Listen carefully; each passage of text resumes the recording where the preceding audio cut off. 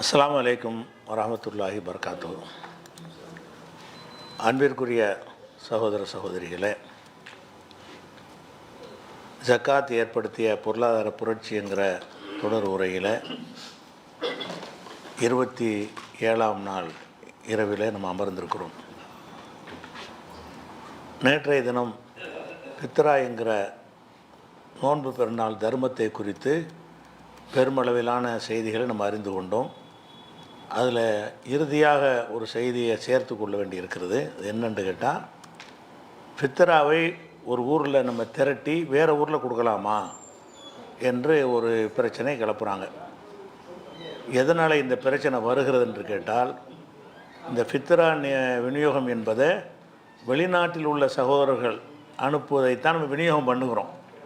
பொதுவாக அந்தந்த ஊர்களில் கிளைகளில் வசூல் பண்ணி அந்த கிளைகளில் செலவு பண்ணுறாங்கன்னு சொன்னால் பஞ்சாயத்து இல்லை.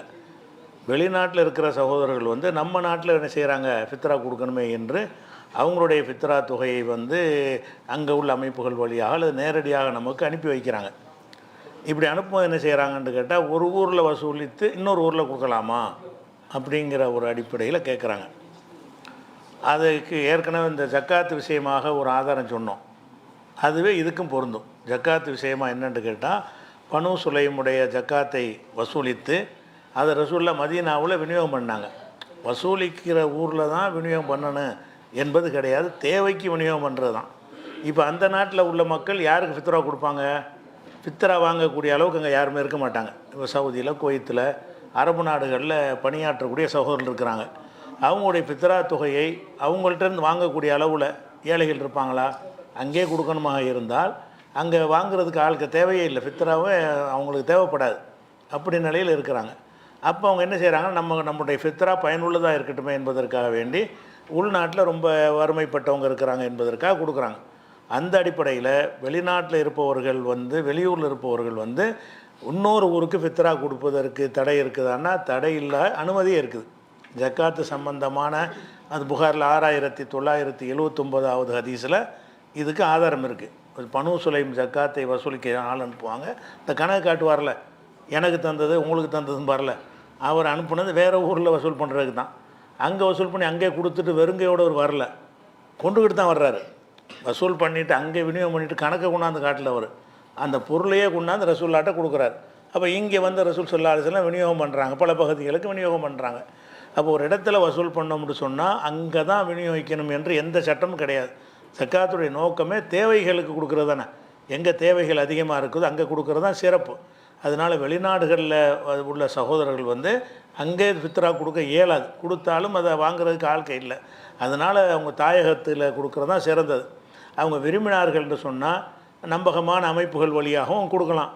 அல்லது அவங்க விரும்பினாங்கன்னு சொன்னால் அவங்கவுங்க உறவினர்களுக்கு ஊரில் சொந்தக்காரங்க இருப்பாங்கள்ல, நம்மளாம் கொடுத்துருவோம் என்று நினைத்தார்கள் என்று சொன்னால் அதுக்கும் தடை இல்லை. ஒரு அமைப்பு வழியாகத்தான் அப்படி கொடுக்கணுங்கிற அரசாங்கம் இருந்தால் அது செய்யலாம். அதை அப்படி இல்லைங்கும்போது ஒவ்வொருத்தரும் பலரும் வசூல் பண்ணுவாங்க. அது யார் கரெக்டாக செய்வாங்கன்னு நம்பிக்கை இருக்கிறதோ அவங்க என்ன செய்யணும், அது மாதிரி கொடுத்துக்கிற வேண்டியது. ஆனால் அந்த ஃபித்ரா அனுப்புகிறவங்க வந்து பெருநாள் முன்ன பின்ன வருங்கிறத கவனித்து, வெளிநாட்டில் உள்ளவங்களுக்கு ஒரு நாள் முன்னாடி பெருநாள் வர வாய்ப்பு இருக்கிறது.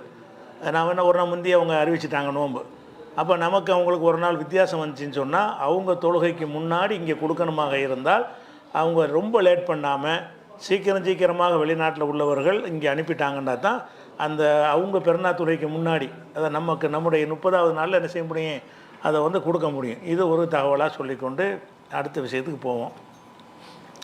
இப்போ ஜக்காத்து, சதக்கா, தர்மம், ஹதியா எந்த ஒரு செலவழித்தல் எடுத்துக்கொண்டாலும் அவைகளுக்கு வந்து இன்னொரு விஷயத்தை தெரிஞ்சுக்கிட்டு போவோம். அதாவது இந்த தர்மம் செய்கிறது இருக்குல்ல, பெருநாள் தினத்தில் ஒரு தர்மம் செய்கிறது மார்க்கத்தில் இருக்குது.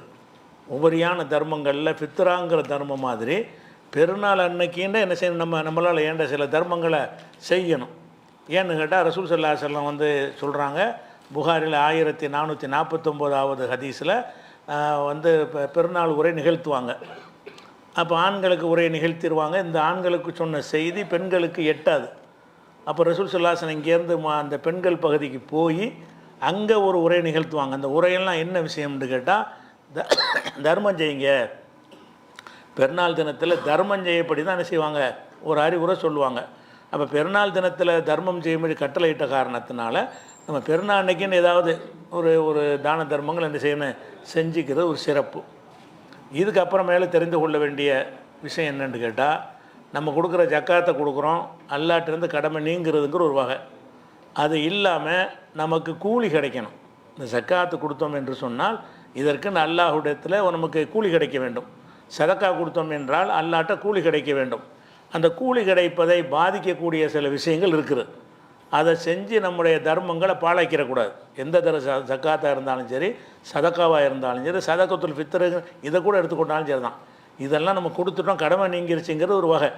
இருந்தாலும் இதுக்கு அல்லாட்ட எப்போ கூலி கிடைக்கும் என்று கேட்டால், அதுக்கு முக்கியமான ஒரு விஷயம் என்னென்னு கேட்டால், அதை பிறர் மெச்சுவதற்குங்கிற எண்ணம் வந்துடக்கூடாது. முக்கியமான விஷயம் இது எல்லா இபாதத்துகளுக்கும். எந்த இபாதத்தாக இருந்தாலும் சரி, முகஸ்துதிக்காக வேண்டி ஒருத்தர் தொழுகையாளியாக இருக்கிறார், அவருக்கு இறையச்சம்லாம் இல்லைன்னு வைங்க, அவர் நமக்கு தெரியாது, நெசமாகவே இல்லாமல் இருந்து அவர் தொழுகிறார். எல்லோரும் நம்மளை தொழுகையாளின்னு பாராட்டணும் அப்படிங்கிறதுக்காக வேண்டி பெரிய ஜிப்பா போட்டு போட்டு பெரிய தோற்றத்தில் காட்சி அளிக்கிறார்.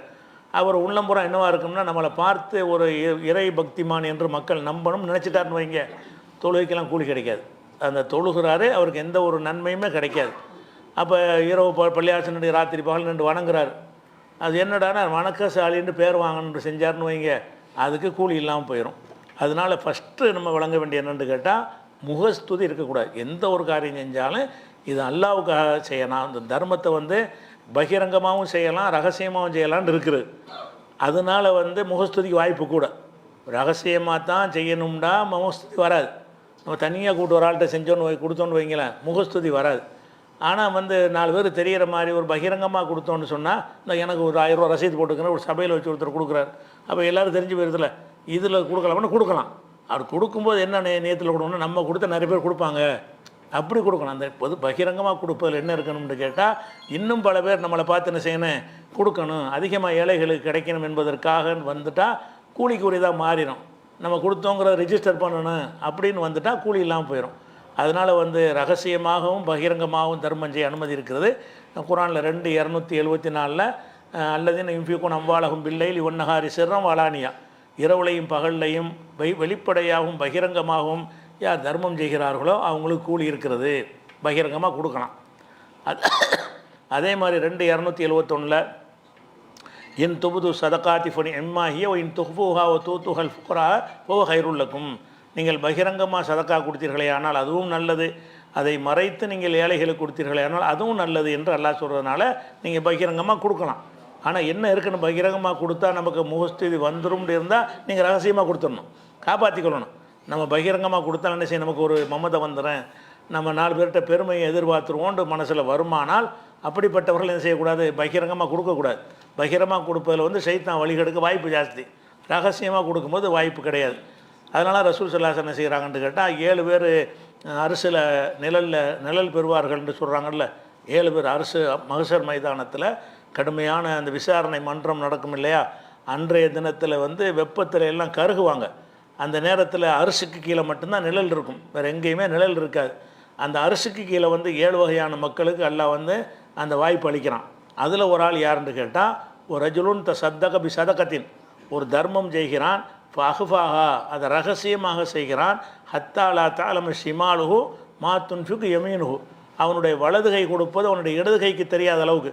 ஸோ இலக்கியமாக சொல்கிறாங்க, வலது கைக்கு இடது கைக்கு அறிவாக இருக்குது, அப்படி கிடையாது. இந்த கையில் கொடுக்குற இந்த கைக்கு தெரியாதுங்கன்னா அது கிட்டத்தில் உள்ள ஆள் கூட தெரியாதுன்னு அர்த்தம்.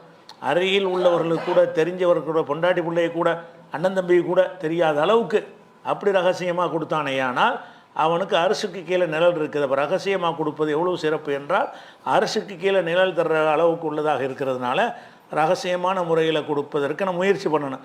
பகிரங்கமாக கொடுக்கவும் செய்யலாம், அதில் அனுமதிச்சிருக்கிறான், அதில் நல்ல நோக்கத்தை வச்சுக்கணும். நிறைய பேர் கொடுப்பதற்கு தூண்டுதலாக இருக்கும் அப்படின்னா செய்யலாம். இது புகாரில் 1423வது ஹதீஸில் இருக்கிறது. அதே மாதிரி மறுமை நாளில் அல்லாஹ் பலரை விசாரிப்பான்னு சொல்லும்போது அந்த 3 பேரை விசாரிப்பான். பல தடவை இந்த ஹதீஸ் சொல்லியிருக்கிறோம். அந்த 3 பேரில் ஒரு ஆள் யாருன்னு கேட்டால், ஒரு பணக்காரர், அவர் வாரி வாரி வழங்கின ஒரு குடைவல்லலாக இருந்தவர். அவரை கூப்பிட்டு எல்லாம் விசாரிப்பான், என்னப்பா செஞ்ச, நிறைய காசு பணம் கொடுத்துருக்கனேன்னு என்ன செஞ்ச, அவர் தான் செஞ்சதெல்லாம் சொல்லுவார், வாரி வாரி கொடுத்தேன்னு சொல்லுவார். அப்போ எல்லாம் என்ன செய்வான், நீ பொய் சொல்கிற, நீ செஞ்சது என்கிட்ட கூலி வாங்குறதுக்கா செஞ்ச, நீ வந்து வள்ளல்னு பேர் வாங்குறதுக்கு செஞ்ச. நீ உக்கால் அன்னக்க காரி அன்னக்க ஜவாதும், நீ ஒரு கொடை வள்ளல் என்று மக்கள் உன்னை சொல்லணும் என்பதற்கு தான் நீ செலவு செஞ்சான்னு சொல்லிட்டு கூலியும் கிடையாது, நரகத்துக்கு கொண்டு போங்கடுவான். கூலி இல்லைன்றாலும் பரவாயில்லை, மைனஸோடு போயிடும். நரகத்தில் கொண்டு போய் தள்ளுங்க. நல்லா என்ன செய்வான், எனக்காக செய்கிற ஒரு வணக்கத்தை நீ வந்து மனுஷனுக்கு செஞ்சியா அப்படிங்கிற ஒரு வகையில் எல்லாம் என்ன செய்கிறான், நரகத்துக்கு இழுத்து செல்லுங்கள்னு சொல்லுவாங்கிற அந்த ஹதீஸ். செல்வந்தன் ஒருத்தன், ஷஹீது ஒருத்தன், ஒரு ஆலிம் ஒருத்தன் ஹதீஸ் இருக்குல்ல, அந்த ஹதீஸை வச்சு பார்க்கும் பொழுதும் நம்ம தர்மங்கள் செய்கிறதுல ஜக்காத்தே கொடுக்குறோம், சதக்காவே கொடுக்குறோம். அது கொடுக்கும்போது ஒரு கர்வம் ஏறத்தான் செய்யும். கொடுக்கலுங்கிற உயர்ந்த நிலை இருக்குதுல்ல, அந்த உயர்ந்த நிலையாக இருக்கும்போது என்ன செய்யும், மண்டையில் கொஞ்சம் ஒரு கர்வம் வந்து வரத்தான் செய்யும். அப்படி வராத அளவுக்கு பார்த்துக்கொள்வதாக இருந்தால் நம்ம என்ன செய்யணும், அதை ரகசியமாக செய்ய பழகிக்கணும். வரும்டா அந்த பகிரங்கமாக கொடுக்கக்கூடாது. அடுத்ததாக இந்த தான தர்மங்களை பாழாக்குற விஷயம் என்னன்னு கேட்டால், சொல்லி காட்டுறது. பகிரங்கமாக கொடுக்கல, ஒருத்தனை சொல்லி உதவி செஞ்சுருவோம், அவங்க செய்யும்போதும் சொல்லி காட்டுற ஆளுக்கு இருக்கிறாங்க, சண்டை வந்துட்டால் சொல்லி காட்டுறவங்க இருக்கிறாங்க. செய்யும்போது சொல்ல மாட்டாங்க. ஒரு பிரச்சனை வந்துச்சுன்னு வைங்க, நான் உனக்கு அதை செய்யலையா, உனக்கு இதை செய்யலையான்னு என்ன செய்வாங்க, 10 வருஷம் கழித்து 20 வருஷம் கழிச்சுலாம் சொல்லி காட்டுவாங்க. தாங்கள் செய்தது என்ன செய்வாங்க, அப்போ என்ன செய்து கூலி எதிர்பார்க்கல. அல்லாட்ட கூலி எதிர்பார்த்தேன்னு சொல்லி காட்டுறது. நீங்கள் கொடுத்தது அல்லாவுக்காகன்னா முடிஞ்சு வச்சுக்காத, அல்லாட்ட கூலி பதிவாகி விட்டது. அப்புறமேல சொல்லி காட்டினா என்ன ஆகும், அல்லா எவ்வளோ கடுமையாக சொல்கிறான்னு கேட்டால், அல்லதின யுன்ஃபிகூன அம்வாலஹும் ஃபீ ஸபீலில்லாஹ், அல்லாவுடைய பாதையில் செல்வங்களை செலவு செய்பவர்கள் சும்மலா யுத்பியூன மா அன்ஃபகு மன்னம் வலா அதல்லஹும், சொல்லி காட்டுவதையோ அல்லது அவங்களுக்கு தொல்லைப்படுத்துவதையோ, சொல்லி காட்டுறது ஒன்று, அந்த அவங்கள இழிவாக நடத்துறது, அந்த மாதிரி நடத்துவதன் மூலமாக செய்யாமல் இருப்பார்களே ஆனால் அவர்களுக்கு தான் அவங்களுடைய லகும் அஜ்ருஹும் இந்த ரப்பிஹும், கூலி இருக்குது நல்லா சொல்கிறான். அப்போ வந்து உதவி செஞ்சோம் என்றால் சொல்லி காட்டவும் கூடாது, தொல்லைப்படுத்தவும் கூடாது. அந்த மாதிரியான அடிப்படையில் நடந்து கொள்ளணும். உதவி செஞ்சுட்டு வேலை வாங்குறாலாம் இருக்கிறாங்க. உதவி செஞ்சால் உதவி அது தனியாக போச்சு, அதை எடுத்துட்டோடா, உதவி செஞ்சுட்டாங்களாம். அப்போ அந்த உதவி செய்ய முடிஞ்சு அவர் சொல்ல மாட்டார், உதவி செஞ்சதுக்காக எதிர்பார்க்குறது. ஒரு உதவி செஞ்சோம் என்றால் அது உதவியாக இருக்கணுமே தவிர நீங்கள் வாங்குகிற வேலைக்கு கூலியாக இருக்கக்கூடாது. அப்படிலாம் கவனமாக என்ன செய்யணும், நம்ம நடந்து கொள்ளணும். அமலை வீணாக்கிடக்கூடாது. கஷ்டப்பட்டு நம்ம தான தர்மம் செய்கிறோம், எல்லாம் பாழாக்கிடக்கூடாது. மறுமையில் இதுக்கெல்லாம் பெரிய கூலி கிடைக்கும்னு நம்ம எதிர்பார்க்கணும். அதே மாதிரி அல்லாஹ் 2:262 சொல்கிறான்னா, 2:264 சொல்கிறான், கவுலும் மாரூஃபுன் ஓ மகபிரத்தும், அழகான சொல்லை பேசுவதும் மன்னித்து விடுவதும் ஹைருன் சிறந்ததாக இருக்கும். மின் சதக்கத்தின் எத்துபோக அதன், சொல்லி காட்டுகிற சதக்காவை விட, சொல்லி காட்டி தான் சதக்கா செய்வாய், ஆனால் அதை விட நல்ல வார்த்தை சொல்லி இல்லைன்னு அனுப்பிவிட்ரு. நீ சொல்லி தான் காட்டுவான்னு, இல்லைப்பா வசதி இல்லை, அது பரவாயில்லைங்கிற நல்லா சொல்கிறான். நீ அழகான முறையில் நல்ல பேச்சை பேசி அனுப்பி விடுவது, கொடுத்து விட்டு சொல்லி காட்டுவது சிறந்த. ஒருத்தன் தர்மம் செய்யறான், சொல்லி காட்டுறான், ஒருத்தனை செய்கிறான் இல்லைங்க வசதி இல்லைங்கிறான், இவன் நல்லவங்கிறான் அல்ல. அப்போ நீ வந்து சொல்லி காட்டுவதை விட வந்து அழகான சொல்லை கூறுவது சிறந்தது, நல்லா சொல்லி காட்டுறான். அதே மாதிரி எல்லாம் சொல்லி காட்டுறான். யாயுள்ள அது இது 2:263 ஆச்சா, 2:264 அல்லாஹ் சொல்லி காட்டுகிறான். யாயுள்ளது நாமனும், நம்பிக்கை கொண்டவர்களே, லா துபுதிலு சதக்காத்திக்கும், உங்களுடைய சதக்காக்களை பாழாக்கிறாதீங்க. பில் மன்னி உள்ளதா, சொல்லி காட்டுவதன் மூலமாக, தொல்லை கொடுப்பதன் மூலமாக உங்களுடைய தர்மங்களை பாழாக்கிறாதீங்க. பாழாக்கிறாதீங்கன்னா கூலி கிடைக்காதுன்னு அர்த்தம். பாழாக்கிறன்னு மறுமையில் ஒன்றும் கிடைக்காது, அதுதான் பாழாக்கிறது. அதே மாதிரி கல்லதி யுன்ஃபிக்கும் அலகு ரியா அன்னாஸ், மக்களை காட்டுவதற்காக முகஸ்துதிக்காக செலவு செய்கிறான அவனை போல பாழாக்கி விடாதீர்கள், அதுவும் பாழாயிரும். முகஸ்துதிக்கு செஞ்சால் எப்படி பாழாகுமோ அந்த மாதிரி தான் சொல்லி காட்டினாலும் பாழாக்கிறோம். இப்போ தர்மங்கள் செய்வதை மட்டும் என்ன கூடாது, சண்டை வந்தாலும் பிரச்சனை வந்தாலும் எந்த ஒரு கட்டத்திலையும் கொடுத்தா சொல்லி காட்டவே கூடாது. அதில் ரொம்ப கவனமாக இருக்கணும். இது 2:264. அதே மாதிரி வந்து வேண்டா வெறுப்பாக கொடுத்தீங்கன்னு வைங்க, அது வந்து கடமை வேண்டா தீர்ந்துடும். அரசாங்கத்தில் வந்து வாங்கிட்டு போயிட்டாங்க, கனவு தீர்ந்து போயிடும். ஆனால் வேண்டா வெறுப்பாக கொடுத்தா கூலி கிடைக்காது. அதெல்லாம் என்ன செய்கிறான்னா, ஒமா மனாகும் அன் துக்குபல மின்ஹும் நஃபகாத்துகும், அவங்களுடைய செலவீனங்கள் நல்ல காரியங்களுக்கு செய்கிறாங்கல்ல, அது ஏற்றுக்கொள்ளப்படுவதற்கு எது தடையாக இருக்கிறது என்று சொன்னால் சில தடைகள் எல்லாம் சொல்கிறான். இல்லா அன்னஹும் கஃபரு பில்லாஹி ஒபி ரசூலிஹி, அல்லாஹ் ரசூலை நிராகரிக்கிறது. அப்போ காஃபிராக இருந்துக்கிட்டு எந்த தர்மம் செஞ்சாலும் ஏற்றுக்கொள்ளப்படாது. ஒலா ஏத்துன செலாத்த இல்லாமும் குசாலா, சோம்பலாகத்தான் தொழுகையை நடத்துவார்கள், வேண்டா வெறுப்பாக தொழுவார்கள். ஒலா யும்பிக்கூன இல்லாவும் காரிகம், வெறுத்துக்கிட்டே தான் செலவழிப்பார்கள். 2 சாரார் எல்லாம் சொல்கிறான். ஒன்று வந்து அல்லாஹ் ரசூலை நம்பலைன்னா அவங்க செலவு செஞ்சது கூலி கிடைக்காது. 2வது தொழுகையை செய்யும் போதும் வேண்டா வெறுப்பாக செய்வது, தர்மம் செய்யும் போதும் வேண்டா வெறுப்பாக செய்கிறது, வெறுத்துக்கிட்டு. இதெல்லாம் நம்மளுக்கு கொடுக்க வேண்டியிருக்கு, இதுக்கெல்லாம் நம்ம செலவழிக்க வேண்டியிருக்கு. அப்படி இருந்தால் என்ன செய்யாதான், ஏற்றுக்கொள்ளப்படாது. அன் துக்குபல மின்ஹும், அவங்கள்ட்ட வந்து ஒப்புக்கொள்ளப்படாதுன்றா கூலி கிடைக்காதுன்னு அர்த்தம். அப்போ அந்த மாதிரி வேண்டா வெறுப்பாக மனப்பூர்வமாக என்ன செய்யணும், விரும்பி கொடுக்கணும். இது 9:54 அல்லாஹ் சொல்லி காட்டுகிறான். அதே மாதிரி வந்து முகஸ்துதிக்காக செய்கிறது, உள்ளதின யும்பிக்குன் அம்பாலகும் ரியா அன்னாசி, மக்களுக்கு காட்டுவதற்காக செலவு செய்கிறார்களோ அவங்களுக்கு சைத்தான் தான் உற்ற நண்பனாக இருக்கிறான்னு எல்லாம் சொல்லி காட்டுறான். அப்போ கூலி கிடைக்காதுன்னு அதுக்கு அர்த்தம். இது ஒரு கொடுக்குறதுல கவனம் செலுத்தணும். அடுத்ததாக என்ன செய்கிறேன்னா, சில பேர் கொடுக்கறது வந்து அவங்களுக்கு எது அறவே பயன்படாதோ, யூஸ் பண்ண மாட்டாங்களோ, ஒன்றுக்கு உதவாதோ, அதை தவிர வேறு எதுவும் கொடுக்க மாட்டாங்க. சில பேர் இருக்காங்க, சில பேர் இருக்கிறாங்க, அது அவங்களுக்கு பயன்படும்னா கொடுக்கவே மாட்டாங்க. பயனப்படாது, இது நமக்கு வேலைக்கு ஆகாது, குப்பையில் தான் போடணும் என்கிற நிலையில் உள்ள பொருளை மட்டும் என்ன செய்வாங்க, தர்மம் செய்வாங்க. இது வந்து அல்லாஹ் வந்து கண்டிக்கிறான். இது நல்ல தன்மை இல்லை. இது மட்டமான பொருளையும் கொடுக்கலாம், அது நம்ம யூஸ் பண்ண பொருளை கொடுக்கலாம். அதே நேரத்தில் என்ன செய்ய, நல்ல பொருளையும் கொடுக்கணும், நல்ல பொருள்களையும் கொடுக்கணும். அது இது செகண்ட் ஹேண்டில் யூஸ் பண்ண பொருளாக இருக்குல்ல, அதெல்லாம் கொடுக்கலாம். ஒரு வாஷிங் மிஷின் வச்சுருக்கிறீங்க, புதுசாக வாங்கிட்டீங்க, இந்த பழசை யாருக்காக கொடுக்குறோம், அது வந்து தூக்கி போடுற பொருள் கிடையாது, அது யூஸ் ஆகுறது தான். அவர் நிலையிலேருந்து நம்மளும் வாங்கிக்கிடுவோம். அந்த மாதிரி பொருளை கொடுக்குற தப்பு இல்லை. அல்ல எப்படி சொல்கிறான்ட்டு கேட்டால், ஒலா எம்மமுல் ஹபீச மின்ஹு, நீங்கள் தர்மம் செய்வதற்கு கெட்ட பொருள்களை நாடி துன்ஃபிகூன மின்ஹு, அதை செலவழித்து விடாதீர்கள். ஒலஸ்தும் ஆஹிதீகி இல்லான் துமிலுஃபி, கண்ணை மூடிக்கொண்டே தவிர நீங்கள் அதை வாங்க மாட்டீர்களே, அப்படியான பொருளை கண்ணை மூடிக்கிட்டு தான், கண்ணை திறந்து தான் வேணான்றுவேன். அப்படியான ஒரு பொருளை வந்து எடுத்தவனுக்கு கொடுக்குற, ஒருத்தன் கொடுக்குறதா இருந்தால் ஒரு சட்டையை கொடுக்குறோன்னு வாங்கிக்கிறோங்க. யாராவது ஜட்டியை கொடுத்தா வாங்குவாங்களா? வித்தியாசம் ரெண்டு ட்ரெஸ் தானே. ஒருத்தனுக்கு சட்டையை கொடுத்தோம்னா போட்ட சட்டையை பெரிய நம்மளும் அந்த நிலையில் தான் வாங்கிக்குவோம்.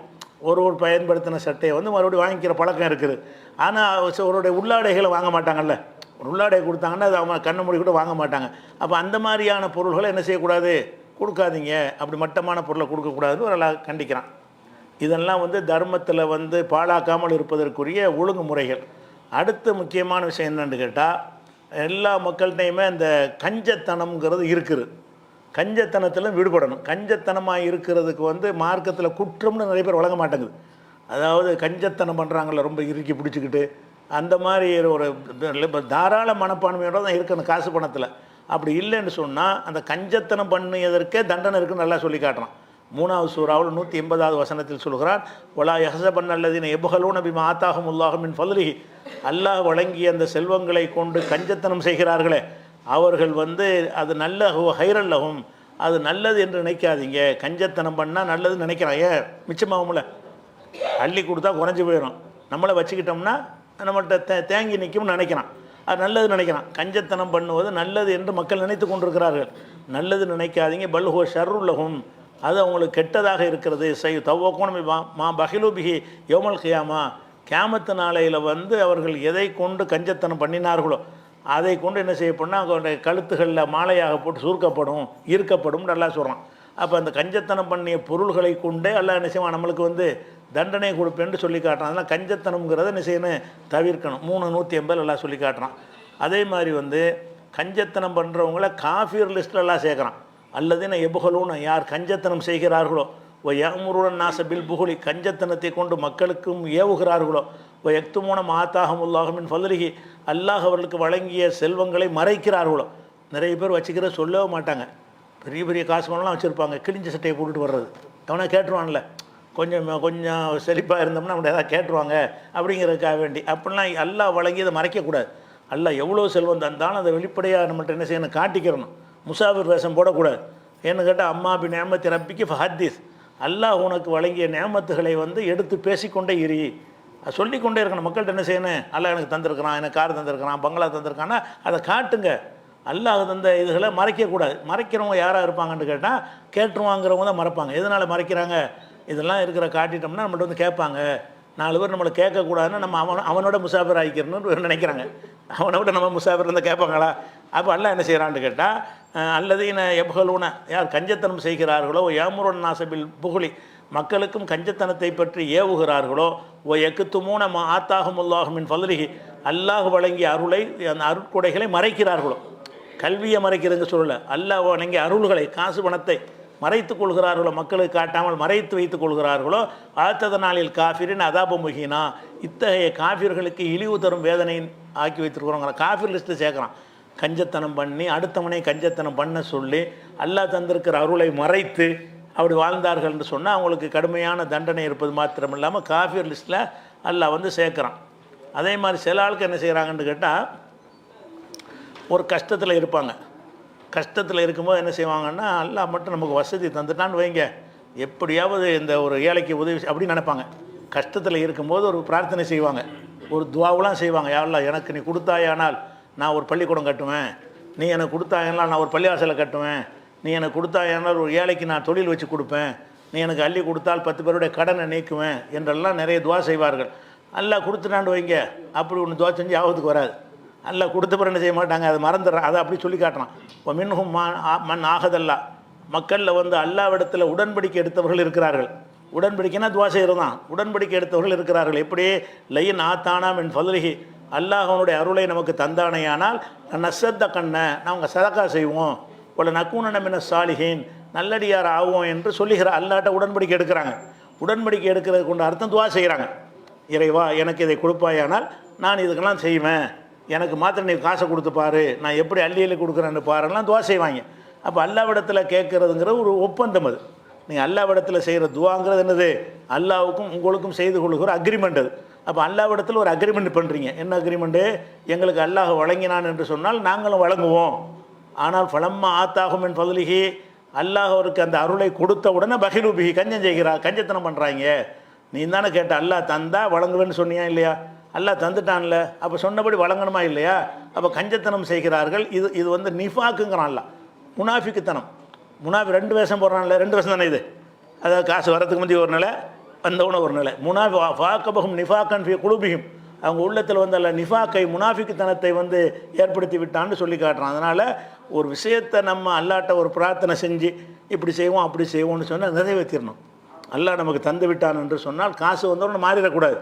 அல்லாட்ட காசு வந்தால் தான் செய்வதாக நேர்ச்சி பண்ணுறீங்க. இறைவா எனக்கு கொடுப்பாயானால் நானும் செய்கிறேன், ஒரு 10% தெய்வம் ஒருத்த முயற்சி துவா செய்கிறான் அல்லாட்ட.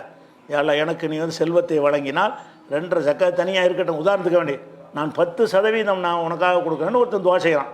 அல்ல நிறைய கொடுத்துட்டான், இப்போ 10% கொடுக்கணுமா இல்லையா? இது அல்லாட்ட செஞ்ச அக்ரிமெண்ட்டு தானே. அல்லாட்ட உடன்படிக்கை எடுத்த பிறகு மீறலாமா? அல்ல 5% கொடுப்பேன், 2.5க்கு பதிலாக நான் 5 கொடுப்பேன் அப்படின்னு கூடுதலாக 2.5 கொடுத்தாகணும்.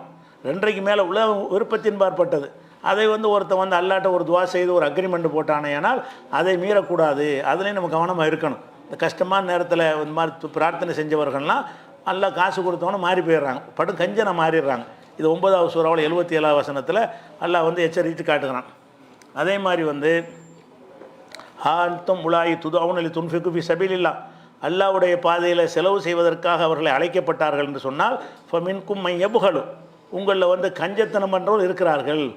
அல்லாஹ்வுடைய பாதையில் கொடுங்கப்பான்னு கேட்டால் அதுக்கு போய் கஞ்சத்தனம் பண்ணுறாங்க. ஒமை எபுகல், யார் கஞ்சத்தனம் செய்கிறானோ ஃபைன்னமா எபுகல் அன் நப்சிஹி, தனக்குத்தான் கஞ்சத்தனம் பண்ணுறான். அவன் கஞ்சத்தனம் பண்ணுறது யாருக்கு பண்ணுறான், அவனுக்கு தான் கஞ்சத்தனம் பண்ணுறான். அவனுக்கு கிடைக்க வேண்டிய மறுமை பயன்களில் கஞ்சத்தனம் ஆகிடுதுன்னு அர்த்தம். நீ கஞ்சத்தனம் பிடிச்சி இறுக்கி பிடிச்சின்னா அங்கேயும் எல்லாம் இறுக்கி பிடிச்சிருவானே, உனக்கு கிடைக்கிறது குறைஞ்சி போயிருமே. நீ உனக்கு தான் நீ கஞ்சத்தனம் பண்ணிக்கிறாய்ன்னு சொல்லிவிட்டு ஒல்லாஹுல் கனியு வன்துமுல் ஃபுக்கரா, அல்லாதான்ப்பா தேவையற்றவன், நீங்கள்லாம் தேவை உள்ள ஆளுக்க. நீ எவ்வளோதான் கோடீஸ்வரனாக இருந்தால் கூட நீ போய்ட்டு அல்லாஹ் கொடுத்து நிறைவேற்றணும் அவசியம் கிடையாது. அதனால் வந்து கஞ்சத்தனம் பண்ணுன்னு உனக்கு தான் நீ கஞ்சத்தனம் பண்ணிக்கிற. நீ அல்லாவுடைய காரியத்தை தரமாட்டேங்கிறான் ஒருத்தன். அல்லாவுக்கு நஷ்டமா? அல்லாவுடைய காரியத்துக்கு பள்ளியாசலுக்கு எதாவது கொடுங்கன்னு கேட்டால் அது கஞ்சத்தனம் பண்ணுறான். இந்த கஞ்சத்தனம் பண்ண அல்லாவுக்கு லாஸ் ஆகுதுல? அல்லாவுக்கு எந்த ஒரு லாஸும் கிடையாது. அவன் கனி, அவன் எந்த தேவையும் மற்றவன். நீங்கள் தான் தேவை உள்ளவங்களாக இருக்கிறீங்க. அப்போ நீங்கள் கஞ்சத்தனம் பண்ணீங்கன்னு சொன்னால் உனக்கு உள்ள மறுமை பயனை வந்து அல்லாஹ் கஞ்சத்தனமாக்கி விட்ருவான், உனக்கு தான் கெடுதிங்கிறத 47, 38 வசனத்தில் எல்லாம் என்ன செய்யறான் சொல்லி காட்டுகிறான். அதே மாதிரி வந்து அம்மாமன் அழுத்தா ஒத்தக்காவ சத்தக பில் ஹுஸ்னா, இந்த கொடுக்கறதுக்கு கிடைக்கக்கூடிய ஒரு நன்மைகள் அல்லாஹ் இந்த சூறாவில், நீங்கள்லாம் சின்ன சின்ன சூறா ஓதுறீங்களா உள்ள இல்லையா, அந்த சூறாவில் அல்லாஹ் இதை சொல்லி காட்டுறான். யார் வந்து வழங்குகிறானோ, ஒத்தக்கா இறைவனை அஞ்சு நடக்கிறானோ, ஓ சத்தக பில் ஹுஸ்னா அழகான விஷயங்களை மெய்ப்படுத்தி நடந்து கொள்கிறானோ, ஃபொசனை எஸ்ஸிருள் யூசுரா அவனுடைய காரியங்களை அவனுக்கு லேசாக்கி வைப்போம். நம்முடைய காரியங்கள் இலகுவாகணுமா இருந்தால் கொடுக்கணும். கொடுப்பவர்களுக்கு வந்து காரியங்கள் லேசாக்கி வைப்பான். இப்போ அம்மாமன் பகில, எவன் கஞ்சத்தனம் பண்ணுகிறானோ, வஸ்தகனா அவன் ஒரு மமதையோட தேவையிட்டான் அல்லா தேவையில் நடந்து கொள்கிறானோ, ஓ கதப பில் ஹுசுனா அழகான விஷயங்கள் எல்லாம் பொய்ப்படுத்துகிறானோ, ஃபசனு எஸ்ஸிருள் உசுரா அவனுக்கு கஷ்டமாக ஆக்கி காரியங்களை கஷ்டமாக்கிடுவோம். அப்போ நம்ம கொடுப்பதனால என்ன உலகத்தில் நடக்குதுன்னு, உலகத்தில் நமக்கு என்ன நடக்கும்னு கேட்டால் நம்ம காரியங்கள் எளிதாகும். கஞ்சத்தனம் பண்ணுறவனுக்கு அவனுடைய காரியங்கள், ஒரு கல்யாணம் நடத்துகிறான்னா கஷ்டத்தெலாம் அவன் லேசாக முடிஞ்சிடாது. ஒரு வீடு கட்டணும்னு ஆரம்பித்தான்னா லேசாக இருக்காது. அவன் எடுத்த காரியங்கள் எல்லாமே சிரமத்தில் இருக்கும். யாருக்கு? கஞ்சத்தனம் பண்ணுறவங்களுக்கு. யாரெல்லாம் கொடுக்கக்கூடியவங்களாக இருக்கிறாங்களோ அவங்க ஒரு காரியத்தை எடுத்தாங்கன்னா அல்லாஹ்வுடைய துணை வந்து அதில் சேர்ந்துக்கிறது. இவன் மனுஷனுக்கு உதவி செய்யும்போது நம்ம இவனுக்கு செய்யக்கூடாதா? அல்லாஹ் என்ன செய்வான்? என்னுடைய அடியானுக்கு இவன் உதவி செய்யும்போது நான் அதுக்கு மேலே செய்வேன், நல்லா கருணை காட்டுவான்ல, அதை செய்வேங்கிறான். பசன் யசிரு யுசுராங்கிறான். அவனுடைய காரியங்களை லேசாக்குவோங்கிறான். யாருக்கு? கொடுக்குறவனுக்கு. யார் வந்து கொடுக்காமல் கஞ்சத்தனம் பண்ணுறானோ பசன் யசிரு உசுராங்கிறான், கஷ்டமாக்கி வச்சுருவோங்கிறான். அப்போ இந்த தான தர்மங்கள் செய்வதனால் கிடைக்கிற நன்மை, முக்கியமான நன்மை என்னென்னா மறுபடியும் தனியாக கிடைக்கும். உலகத்துலேயும் நம்ம எடுத்த காரியங்களை லேசாகும். கொடுத்துக்கிட்டு இருக்கிறவங்களுக்கு கஷ்டம் இருக்காது. எந்த பணியை கையில் எடுக்கிறாங்களோ அதை லேசால நிறைவேற்றி தந்துடுவான். கஞ்சத்தனம் பண்ணாங்கன்னா அந்த காரியம் என்ன செய்யாது? விளங்காது, கஷ்டப்படுவாங்கன்னு நல்லா சொல்லி காட்டுறான். இது 92வது சூறாவில் உள்ள விஷயம். அதே மாதிரி இந்த கஞ்சத்தனம்ங்கிற ஒரு விஷயம் வந்து ரசூல் ஸல்லல்லாஹு அலைஹி வஸல்லம் வந்து தொழுகைக்கு பின்னாடி ஓத சொல்லி மக்களுக்கு கட்டளையிடுவாங்க. தொழுதொன்னே செய்வாங்க. 5 விஷயங்களை வந்து நீங்கள் வந்து துவா செய்யுங்க. கான அமர் பி ஹாவுல் அயில் ஹம்சி, 5 விஷயங்களை வந்து கட்டளையிடுவார்கள். 5 விஷயம் என்னென்னு கேட்டால் சாது பின் அபீ வக்காஸ் கட்டளையிடுவார். கட்டளை இட்டுட்டு ஹத்தி சொன்ன அனி நபி ஸல்லல்லாஹு அலைஹி வஸல்லம், ரசூல் ஸல்லல்லாஹு அலைஹி வஸல்லம் சொன்னதாக ஒரு செய்தியை அறிவிப்பார். என்ன அறிவிப்பார்னு கேட்டால், அல்லாஹும்ம இன்னி அஊது பிக்க மினல் புஹ்லி வ அஊது பிக்க மினல் ஜுப்னி வ அஊது பிக்க மின் அன் உரத்த இலா அர்தலில் உம்ரி வ அஊது பிக்க மின் ஃபித்னத்தி துன்யா வ அஊது பிக்க மின் அதாபில் கப்ரி. 5 விஷயங்களை விட்டும் ரசூல்லா பாதுகாப்பு தேடுவாங்க. இந்த துவாவை ரசூல்லா செஞ்சுருக்கிறாங்க, செய்ய சொல்லியிருக்கிறாங்க. 5 விஷயம் என்னென்னு கேட்டால், அதில் ஃபஸ்ட்டு விஷயம் அல்லாஹும்ம இன்னி அஊது பிக்க மினல் புஹ்லி, கஞ்சத்தனத்தை விட்டு யாரெல்லாம் பாதுகாப்பு தேடுறேன். நம்மளுக்கு அந்த வள்ளல் தன்மை நம்மளாம் உண்டாக்கிறேன். கல்பு அல்லாஹ்வுடைய கையில் இருக்குது. நம்மள்ட்ட ஒரு கஞ்சத்தனம் இருந்தால் கூட நம்ம துவாக்கல்ல, இறைவா கஞ்சத்தனத்தினை காப்பாற்றுன்னு துவா செஞ்சுட்டு வந்தால் உங்களுக்கு தானால என்ன செஞ்சிடும்? அந்த கஞ்சத்தனம் மாறிடும். அவன் தானே மாத்திரவன். கஞ்சத்தனத்தையோ வள்ளல் தன்மையோ நமக்கு தருவதாக இருந்தால் அல்லாஹ் தான் தரணும். அப்போ நம்மளுக்கு அந்த தன்மை இயல்பாக இருக்குன்னு வைங்க. நம்ம அந்த மாதிரி குடும்பத்தில் வந்திருப்போம். பாப்பா கஞ்சனாக இருப்பார், தாத்தா கஞ்சனாக இருந்தால் நம்மகிட்ட இந்த கஞ்சத்தனம் கண்டிப்பாக பிரதிபலிக்கும். அது மாறணுமா தான் என்ன செய்யணும்? அல்லாட்ட அப்ளிகேஷன் போட்டுருணும். அல்லாஹும்ம இன்னி அஊது பிக்க மினல் புஹ்லி, யா அல்லாஹ் கஞ்சத்தனத்தை விட்டு உன்னிடத்தில் நான் பாதுகாப்பு தேடுகிறேன். அஊது பிக்க மினல் ஜுப்னி, கோழைத்தனமாக இருக்கிறது, கோழையை பயந்து சாப்பிடுறதுக்கு எடுத்தாலும் கோழைத்தனத்தை விட்டும் பாதுகாப்பு தேடுகிறேன். அஊது பிக்க அன் உரத்த இலா அர்தலில் உம்ரி, தள்ளாத வயசு வரைக்கும் போவதற்கு விட்டும் நான் பாதுகாப்பு தர்றேன். ஒரு நடுத்தரமான வயசில் போயிடணும். தள்ளாத வயசுனா நீ நிற்க முடியாமல், நடக்க முடியாமல், படுக்க முடியாமல், தன்னுடைய மலைஜலத்தை தானே சுத்தம் பண்ண முடியாமல் போகிறதுங்கிறது ஒரு வேதனை. அது நல்ல மௌத்து கிடையாது, கஷ்டம். அது அதாவது நல்ல மௌத்து கட்டும்போது இல்லை, அடுத்தவங்களுக்கு கஷ்டம். நம்மளுக்கே அந்த மன ரீதியாக பெரிய பாதிப்பாக இருக்கும். நம்மளை அந்த மரியாதைலாம் இருக்காது. அந்த நிலைக்கு வந்துட்டோம்னு சொன்னால் நம்ம பிள்ளைகள் நம்ம அதை கவனிக்க மாட்டாங்க, நம்ம பொண்டாட்டி நம்மளை கவனிக்க மாட்டாங்க, நம்ம பெற்றோரோடு கவனிக்க மாட்டாங்க. அந்த மாதிரி நிலையில் அது ஆயிரும். அப்படி படுத்தவர்களுக்கு தான் தெரியும் யார் வந்து படுத்த படுக்கையில் ஆகி படுக்கையில் மலைஜலம் கழிச்சு. இவர் பிள்ளைகளுடைய மலைஜலத்தை தான் கழுவி சுத்தம் பண்ணியிருப்பார், சுத்தம் பண்ணி வளர்த்துருப்பார். ஆனால் பிள்ளைகள் அப்படி நினைக்க மாட்டாங்க. தகப்பனார் அந்த நிலைக்கு வந்துட்டாருன்னா எப்போ திண்ணையில் வர போட்டுருவாங்க. வீட்டுக்குள்ளே வச்சுருந்தாலும் எங்கே வந்துடுவார் தகப்பனார்? வாசலுக்கு வந்துடுவார், திண்ணையில் போட்டுருவாங்க அவர் தனியாக. அது மாதிரியாக வச்சு அந்த நிலை வரக்கூடாது. அதை விட நம்ம இயல்பாக நடமாடிட்டு இருக்கும்போது போயிடணும். அதான் எல்லோரும் ஆசைப்படணும். அதிக வாழ்நாளை கொடுன்னு கேட்டு நினைச்சக்கூடாது. ஒருத்தனை படுக்கையில் போட்டு ஆரோக்கியமான வாழ்க்கையை கொடு, ஆரோக்கியமான வாழ்க்கையை தான் கேட்கணுமே தவிர அதிக வாழ்நாள் கொடுத்து அவன் செயல்பட முடியாமல் கிடந்து அவனுக்கு மன உளைச்சலை நினச்சி நொந்து போவான். இப்படி கிடக்கிறோமே, நம்ம மலைஜலத்து நம்மளே கிடக்கிறோமே, சுத்தம் இல்லாமல் கிடக்கிறோமே, யாரும் கவனிக்க மாட்டேங்கிறாங்களே, சாப்பாடு நேரத்துக்கு சாப்பாடு தரமாட்டேங்கிறாங்களே, ஒன்றுக்கு அவங்கள எதிர்பார்த்துட்டு இருக்க வேண்டியிருக்கு, அது மூஞ்சி சுழிச்சிட்டு வர தர்றாங்களே, எத்தனை குடும்பங்களில் பார்க்குறீங்க. அது நடக்கும், யாராக இருந்தாலும் என்ன செய்ய நடக்கும். அந்த மாதிரி ஆக்கிடக்கூடாது. நம்ம பாதுகாப்பு தேடணும். எதை விட்டு அஊது பிக்க மின் உரத்த இலா அர்தலில் உம்ரி, தள்ளாத வயசை கொண்ட அர்த்தம் என்னன்னு கேட்டால், அந்த இத்தனை வயசுன்னு கணக்கு இல்லை, அந்த செயல்பாடு இல்லாமல் போயிடுறாங்களா தான் தள்ளாத வயசு. அப்போ தள்ளாத வயசுக்கு என்னை கொண்டு செல்லாமல் உன்னை பாதுகாப்பு தேடுறேன், அதுக்கு முந்தைய என்னை கொண்டு போயிரு அப்படின்னு கேட்கணும். அஊது பிக்க மின் ஃபித்னை துன்யா, இந்த துன்யாவுடைய சோதனைகள், துன்யாவில் எவ்வளோ சோதனைகள் இருக்குல்ல, அந்த சோதனைகளை விட்டு பாதுகாப்பு தேடுகிறேன். அஊது பிக்க மின் அதாபில் கபரி, கபருடைய அதாபை விட்டு பாதுகாப்பு தேடுகிறேன் என்ற அந்த 5 விஷயங்களை ரசூலுல்லாஹ் பாதுகாப்பு தேடி இருக்கிறாங்க. நீங்களும் பாதுகாப்பு தேடுங்கள்னு சாது பின் அபீ வக்காஸ் அவங்களுடைய குடும்பத்தார் கட்டளையிட்டாராம். ஆனால் ரசூலுல்லாஹ் சொன்னதை வச்சு தான் சொல்கிறார் அவர். அதனால் அந்த 5ல் முக்கியமாக ரசூலுல்லாஹ் என்ன செய்கிறாங்கன்னு கேட்டால், கஞ்சத்தனத்தை விட்டு பாதுகாப்பு தர, ஒன்று பாதுகாப்பு தர, அந்த பெரிய விஷயமா இருந்தாலும் பாதுகாப்பு தருவாங்க. எவ்வளோ தன்மைகள் இருக்குது. பொய்யை விட்டு பாதுகாப்பு தர்றேன், கோல்சோரை விட்டு பாதுகாப்பு தர்றேன், இவ்வளோ தப்புகள் மனுஷன் செய்கிறதுல இருக்குது. இந்த பாதுகாப்பு தருவதுக்கு அவங்க செலக்ட் பண்ண விஷயம் என்னென்னு கேட்டால் முக்கியமான விஷயம்னு அர்த்தம். இப்போ கஞ்சத்தனங்கிற ஒரு டேஞ்சரான விஷயம், அது நம்மள்ட்ட இருக்கக்கூடாது, நம்மளை பெரிய அளவில் பாதிக்குங்கிற காரணத்தினால தான் அதை விட்டு ரசூல் ஸல்லல்லாஹு அலைஹி வஸல்லம் பாதுகாப்பு தேடி இருக்கிறாங்க. அதே மாதிரி ரசூல் ஸல்லல்லாஹு அலைஹி வஸல்லம் என்ன செய்கிறாங்கன்னா, அஸ்மா அவங்கள்ட்ட சொல்கிறாங்க. அஸ்மாங்கிறது யாருன்னு கேட்டால் ரசூலுல்லாஹ்வுடைய மனைவியுடைய சகோதரி, ஆயிஷா நாயுடைய சகோதரி. அவங்கள்ட்ட சொல்கிறாங்க, லா தூக்கி போ யூக்கா அழைக்க, நீ வந்து இருக முடித்து வைத்துக்கொள்ள, முடிச்சு போட்டு வைத்துக்கொள்ளாத, அதை அதாவது செலவழிக்காமல் இருக்கிறதுக்கு அதுக்கு பேர் முடிச்சு அவுக்காமல் இறுக்கி போட்டு வச்சு சுருக்க போய் இறுக்கி வைத்து விடாத, உன் மீது அல்ல அதே மாதிரி இருக்கிறோம். அது ஒரு இந்த கஞ்சத்தனம் பண்ணுடைய ரிசல்ட் அடுத்து இந்த மாதிரி இறுக்கி இருந்தீங்கன்னு வைங்களேன், எல்லாம் இறுக்கமாக தான் உங்களுக்கு தருவான்.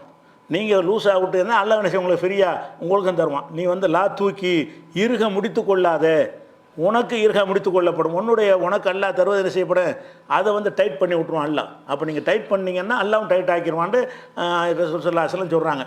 அப்போ அது மாதிரி லா துஹ்சி இப்போ யுஹ்சில்லா வலைக்கு, நீ வந்து ஒன்று கணக்கு பார்த்து செலவழிக்காத, ஒன்று கணக்கு பார்க்கலாம் கூடாது. கணக்கு பார்த்து செலவழித்தா கணக்கு பார்த்து அல்லா தருவான். நீ கணக்கு பார்க்காம அப்படி சொல்கிறாங்க, நீ கணக்கு பார்த்து செலவழித்தால் இப்போ யுஹ்சில்லா வலைக்கு, உனக்கு அல்லா கணக்கு பார்த்து தந்துடுவான். உனக்கு எவ்வளோ தேவை, உன் சாப்பாட்டுக்கு 80 ரூபா, அதுக்கு ஒரு மனுஷன் வாழ்வதற்கு 10,000 ரூபாயா வேணும். அல்ல என்ன செய்யுமா, இவனுக்கு நம்மளும் கணக்கு பார்த்து கொடுப்போம் அப்படின்னு அவன் கணக்கு பார்த்து தந்தால் உங்களுக்கு என்ன தரணும்? ஒரு மனுஷனுக்கு 2000 ரூபா இருந்தால் போதும், சோறு நீக்கி தானே உனக்கு வேணும், நானும் கணக்கு பார்த்து உனக்கு தர்றேன். அப்போ கணக்கு பார்க்காம அல்ல தர்றேன், நம்மள்ட்ட அந்த தன்மை இருக்கணும்ல. அல்லா அவ்வளோ தந்திருக்கும்போது நம்ம போட்டு கணக்கு பார்த்தோம்னா அல்ல கணக்கு பார்க்க ஆரம்பித்தா என்ன ஆகும், ஒன்றுமே நம்ம தேர மாட்டோம். அந்த மாதிரிலாம் இருக்கிறனால ரசூலுல்லாஹ் வந்து கொடுத்தால் உங்களுக்கு அந்த மாதிரி ஒரு தாராளம் கிடைக்குங்கிறாங்க. இது எங்கே இருக்குன்னா, இது புகாரில் 1434 இருக்கிறது, 1433 ஹதீஸ்லையும் இருக்கிறது. அப்போ இந்த கொடுக்கறதுக்காக வேண்டி இவ்வளோ நன்மைகள் நமக்கு இருக்குது, வாரி வாரி வழங்குற நன்மை இருக்கிறது, கஞ்சத்தனக்கு தண்டனை இருக்குது. வழங்குறதுக்கு நன்மை, ரொம்ப போட்டு இறுக்கி பிடிச்சிங்கன்னா அது தண்டனைக்குள்ளதாக இருக்குது. மனசை விசாலமாக்கி கொள்ளணும் இந்த காசு விஷயத்தில். அதே மாதிரி ரசூல் ஸல்லல்லாஹு அலைஹி வஸல்லம் சொல்கிறாங்க, ஒவ்வொரு நாளும் சுபுக நேரம் ஆன உடனே, காலை நேரத்தை அடைஞ்ச உடனே 2 மலக்கு எல்லாம் இறக்குறான். 2 மலக்குகளை டியூட்டி என்னன்னு கேட்டால், டெய்லி காலையில் இறங்குவாங்க. இறங்கி என்ன செய்வாங்கன்னா, துனியாவில் நின்று ஒரு துவா செய்வாங்க. துவா செஞ்சுட்டு மேலே போயிடுவாங்க, அவ்வளோதான். அடுத்த நாளுக்கு அல்ல வருவாங்க. டெய்லி காலையில் 2 மலக்குகளை அனுப்பி மக்களுக்காக வேண்டி துவா செய்வது அவங்களுடைய டியூட்டி.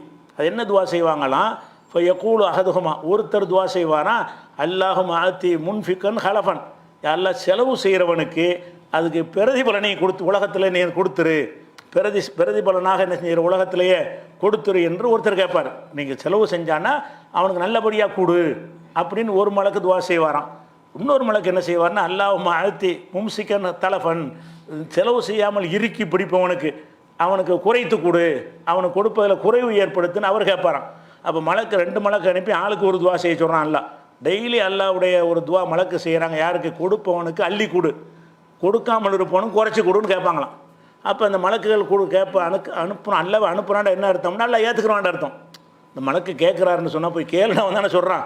அப்போ இப்படி தான் அல்ல டிசைட் பண்ணுவான்னு அர்த்தம். இவர் கேட்பார்ன்ற அர்த்தத்தை விட என்ன பண்ணுங்கண்ணே, அல்லாவுடைய முடிவு அதுதான், கொடுப்பவனுக்கு தருவேன், கொடுக்காதவனுக்கு தரமாட்டேன் அப்படிங்கிறது தான் அந்த மலக்கு துவா செய்வார்கள்னு ஆக்கியெல்லாம் என்ன செய்கிறான், அதை சொல்லி காட்டுறான். அப்போ நம்ம எவ்வளோ தான் கொடுக்குற தன்மையை வளர்த்து கொண்டோம் என்று சொன்னால் அல்ல நிறைய தருவான். அந்த ஆசை ரிஸ்க்கு கொடுந்தானே கேட்குறீங்க, ரிஸ்க்கு கொடுறதுக்கு வழி எல்லாம் சொல்லி தந்திருக்காங்க. நீ கொடு, உனக்கு தருவான் அல்ல. ரிஸ்க்கு வேணும்னா நீ கொடுத்தியா ரிஸ்க்கு, அடுத்தவனுக்கு ஏழைகளுக்கு நீ கொடுத்தியா, தாராளமாக அள்ளி கொடுத்தியா அப்படின்னு நல்லா கேட்பான். இது புகாரில் 1442 ஹதீஸில் இருக்கிறது. அது மாதிரி அல்ல அந்த செலவழிக்கிறதுனால கிடைக்கக்கூடியது துன்யாவில் இதெல்லாம் கிடைக்குதா, ஆகிரத்தில் கிடைக்க நன்மை எடுத்துக்கிட்டீங்கன்னு சொன்னால், ஒரு 1க்கு 10 ஒரு அலிஃப் லாம் மீம் ஓதுறோன்னு வைங்க, ஒரு ஹர்ஃபுக்கு 10 நன்மை, 30 நன்மை கிடைச்சிடும். அதே மாதிரி தொழுகை நடத்துகிறோம், 5 வக்து தொழுகை இருக்குது, 50 கடமையாக்கினா அல்ல. அப்புறமேல குறைச்சி 5 வந்துட்டான். அப்போ 5 வரும்போது எல்லாம் என்ன சொன்னான்னு கேட்டால், 5 உங்களுக்கு 5 இருந்தாலும் இது 50, 5 கடமையாக்கி எல்லாம் அனுப்பும்போது என்ன சொல்லுவான் அந்த மேராஜில், இது 5 இருந்தாலும் இது 50. ஏனென்றால் ஒவ்வொரு அமலும் 10 மடங்கு ஆக்கும்ன்றான்ல. 5 10 50, 5 வேளை தொழுதுன்னா 50 வக்து நடத்தப்போ எல்லாம் 1க்கு 10 நான் தர்றேன்னு சொல்லி 50 வக்து தொழுகை நம்ம தொழுதுகிட்டு இருக்கோம். நம்ம தொழுகிற 5 வக்து தான், அல்லாவுடைய கணக்கில் நம்ம தொழுகிற 50 வக்து. 50 வக்து தொழுகையுடைய நன்மை நமக்கு கிடைக்கிறது. ஆனால் அந்த கொடுக்குறீங்கல்ல அதுக்கு 700 மடங்கு இந்த கொடுக்கறதுக்கு அல்லாஹ் தரக்கூடியது எப்படின்னு கேட்டால், 2வது சூறாவில் 261வது வசனத்தில் அல்லாஹ் சொல்கிறான், மஸலுல்லதீன யுன்ஃபிகூன அம்வாலஹும் ஃபீ ஸபீலில்லாஹ், அல்லாஹ்வுடைய பாதையில் தங்களுடைய செல்வங்களை செலவு செய்கிறார்களே அவங்களுக்கு உதாரணம் என்னவென்று ஒரு உதாரணம் அல்லாஹ் சொல்லி காட்டுறான். கமஸலி ஹப்பத்தின், ஒரு தானியம், அம்பத்தத்து சபா சனாபில, அது 7 கதிர்களை முளைக்க ஒரு நெல்லை போடுறீங்க, நெல்லையோ கோதுமையோ ஏதோ ஒரு தானியத்தை போடுறீங்க, அதிலிருந்து 7 கதிர்கள் வருது. ஒரு நெல்லுலேருந்து ஒரு செடி மாதிரி வளரும்ல, அதில் 7 கதிர் இருக்குது. ஃபீக்குள்ளி சும்புலத்தின் மேத்து ஹப்பா, ஒவ்வொரு கதிரில் 100 நெல்மணி இருக்குது.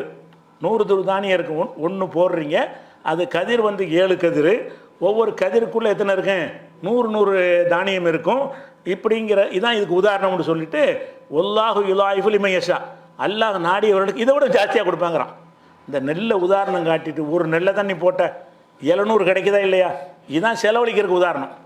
நீங்கள் செலவழிக்கிறதுக்கு உதாரணம் என்னென்னு கேட்டால், எந்த அமலுமே 1க்கு 10 தான். 1க்கு 10 நல்லா கொடுக்குறான். ஆனால் அந்த செலவழித்தலுக்கு மட்டும் 100 ரூபா கொடுத்தீங்கன்னா 700 7000மா? 7000 ரூபா 100 ரூபா தர்மம் செய்தால் என்னென்னா 7000 தர்மம் செஞ்சதால் எல்லாம் கணக்கு எடுக்கிறான்.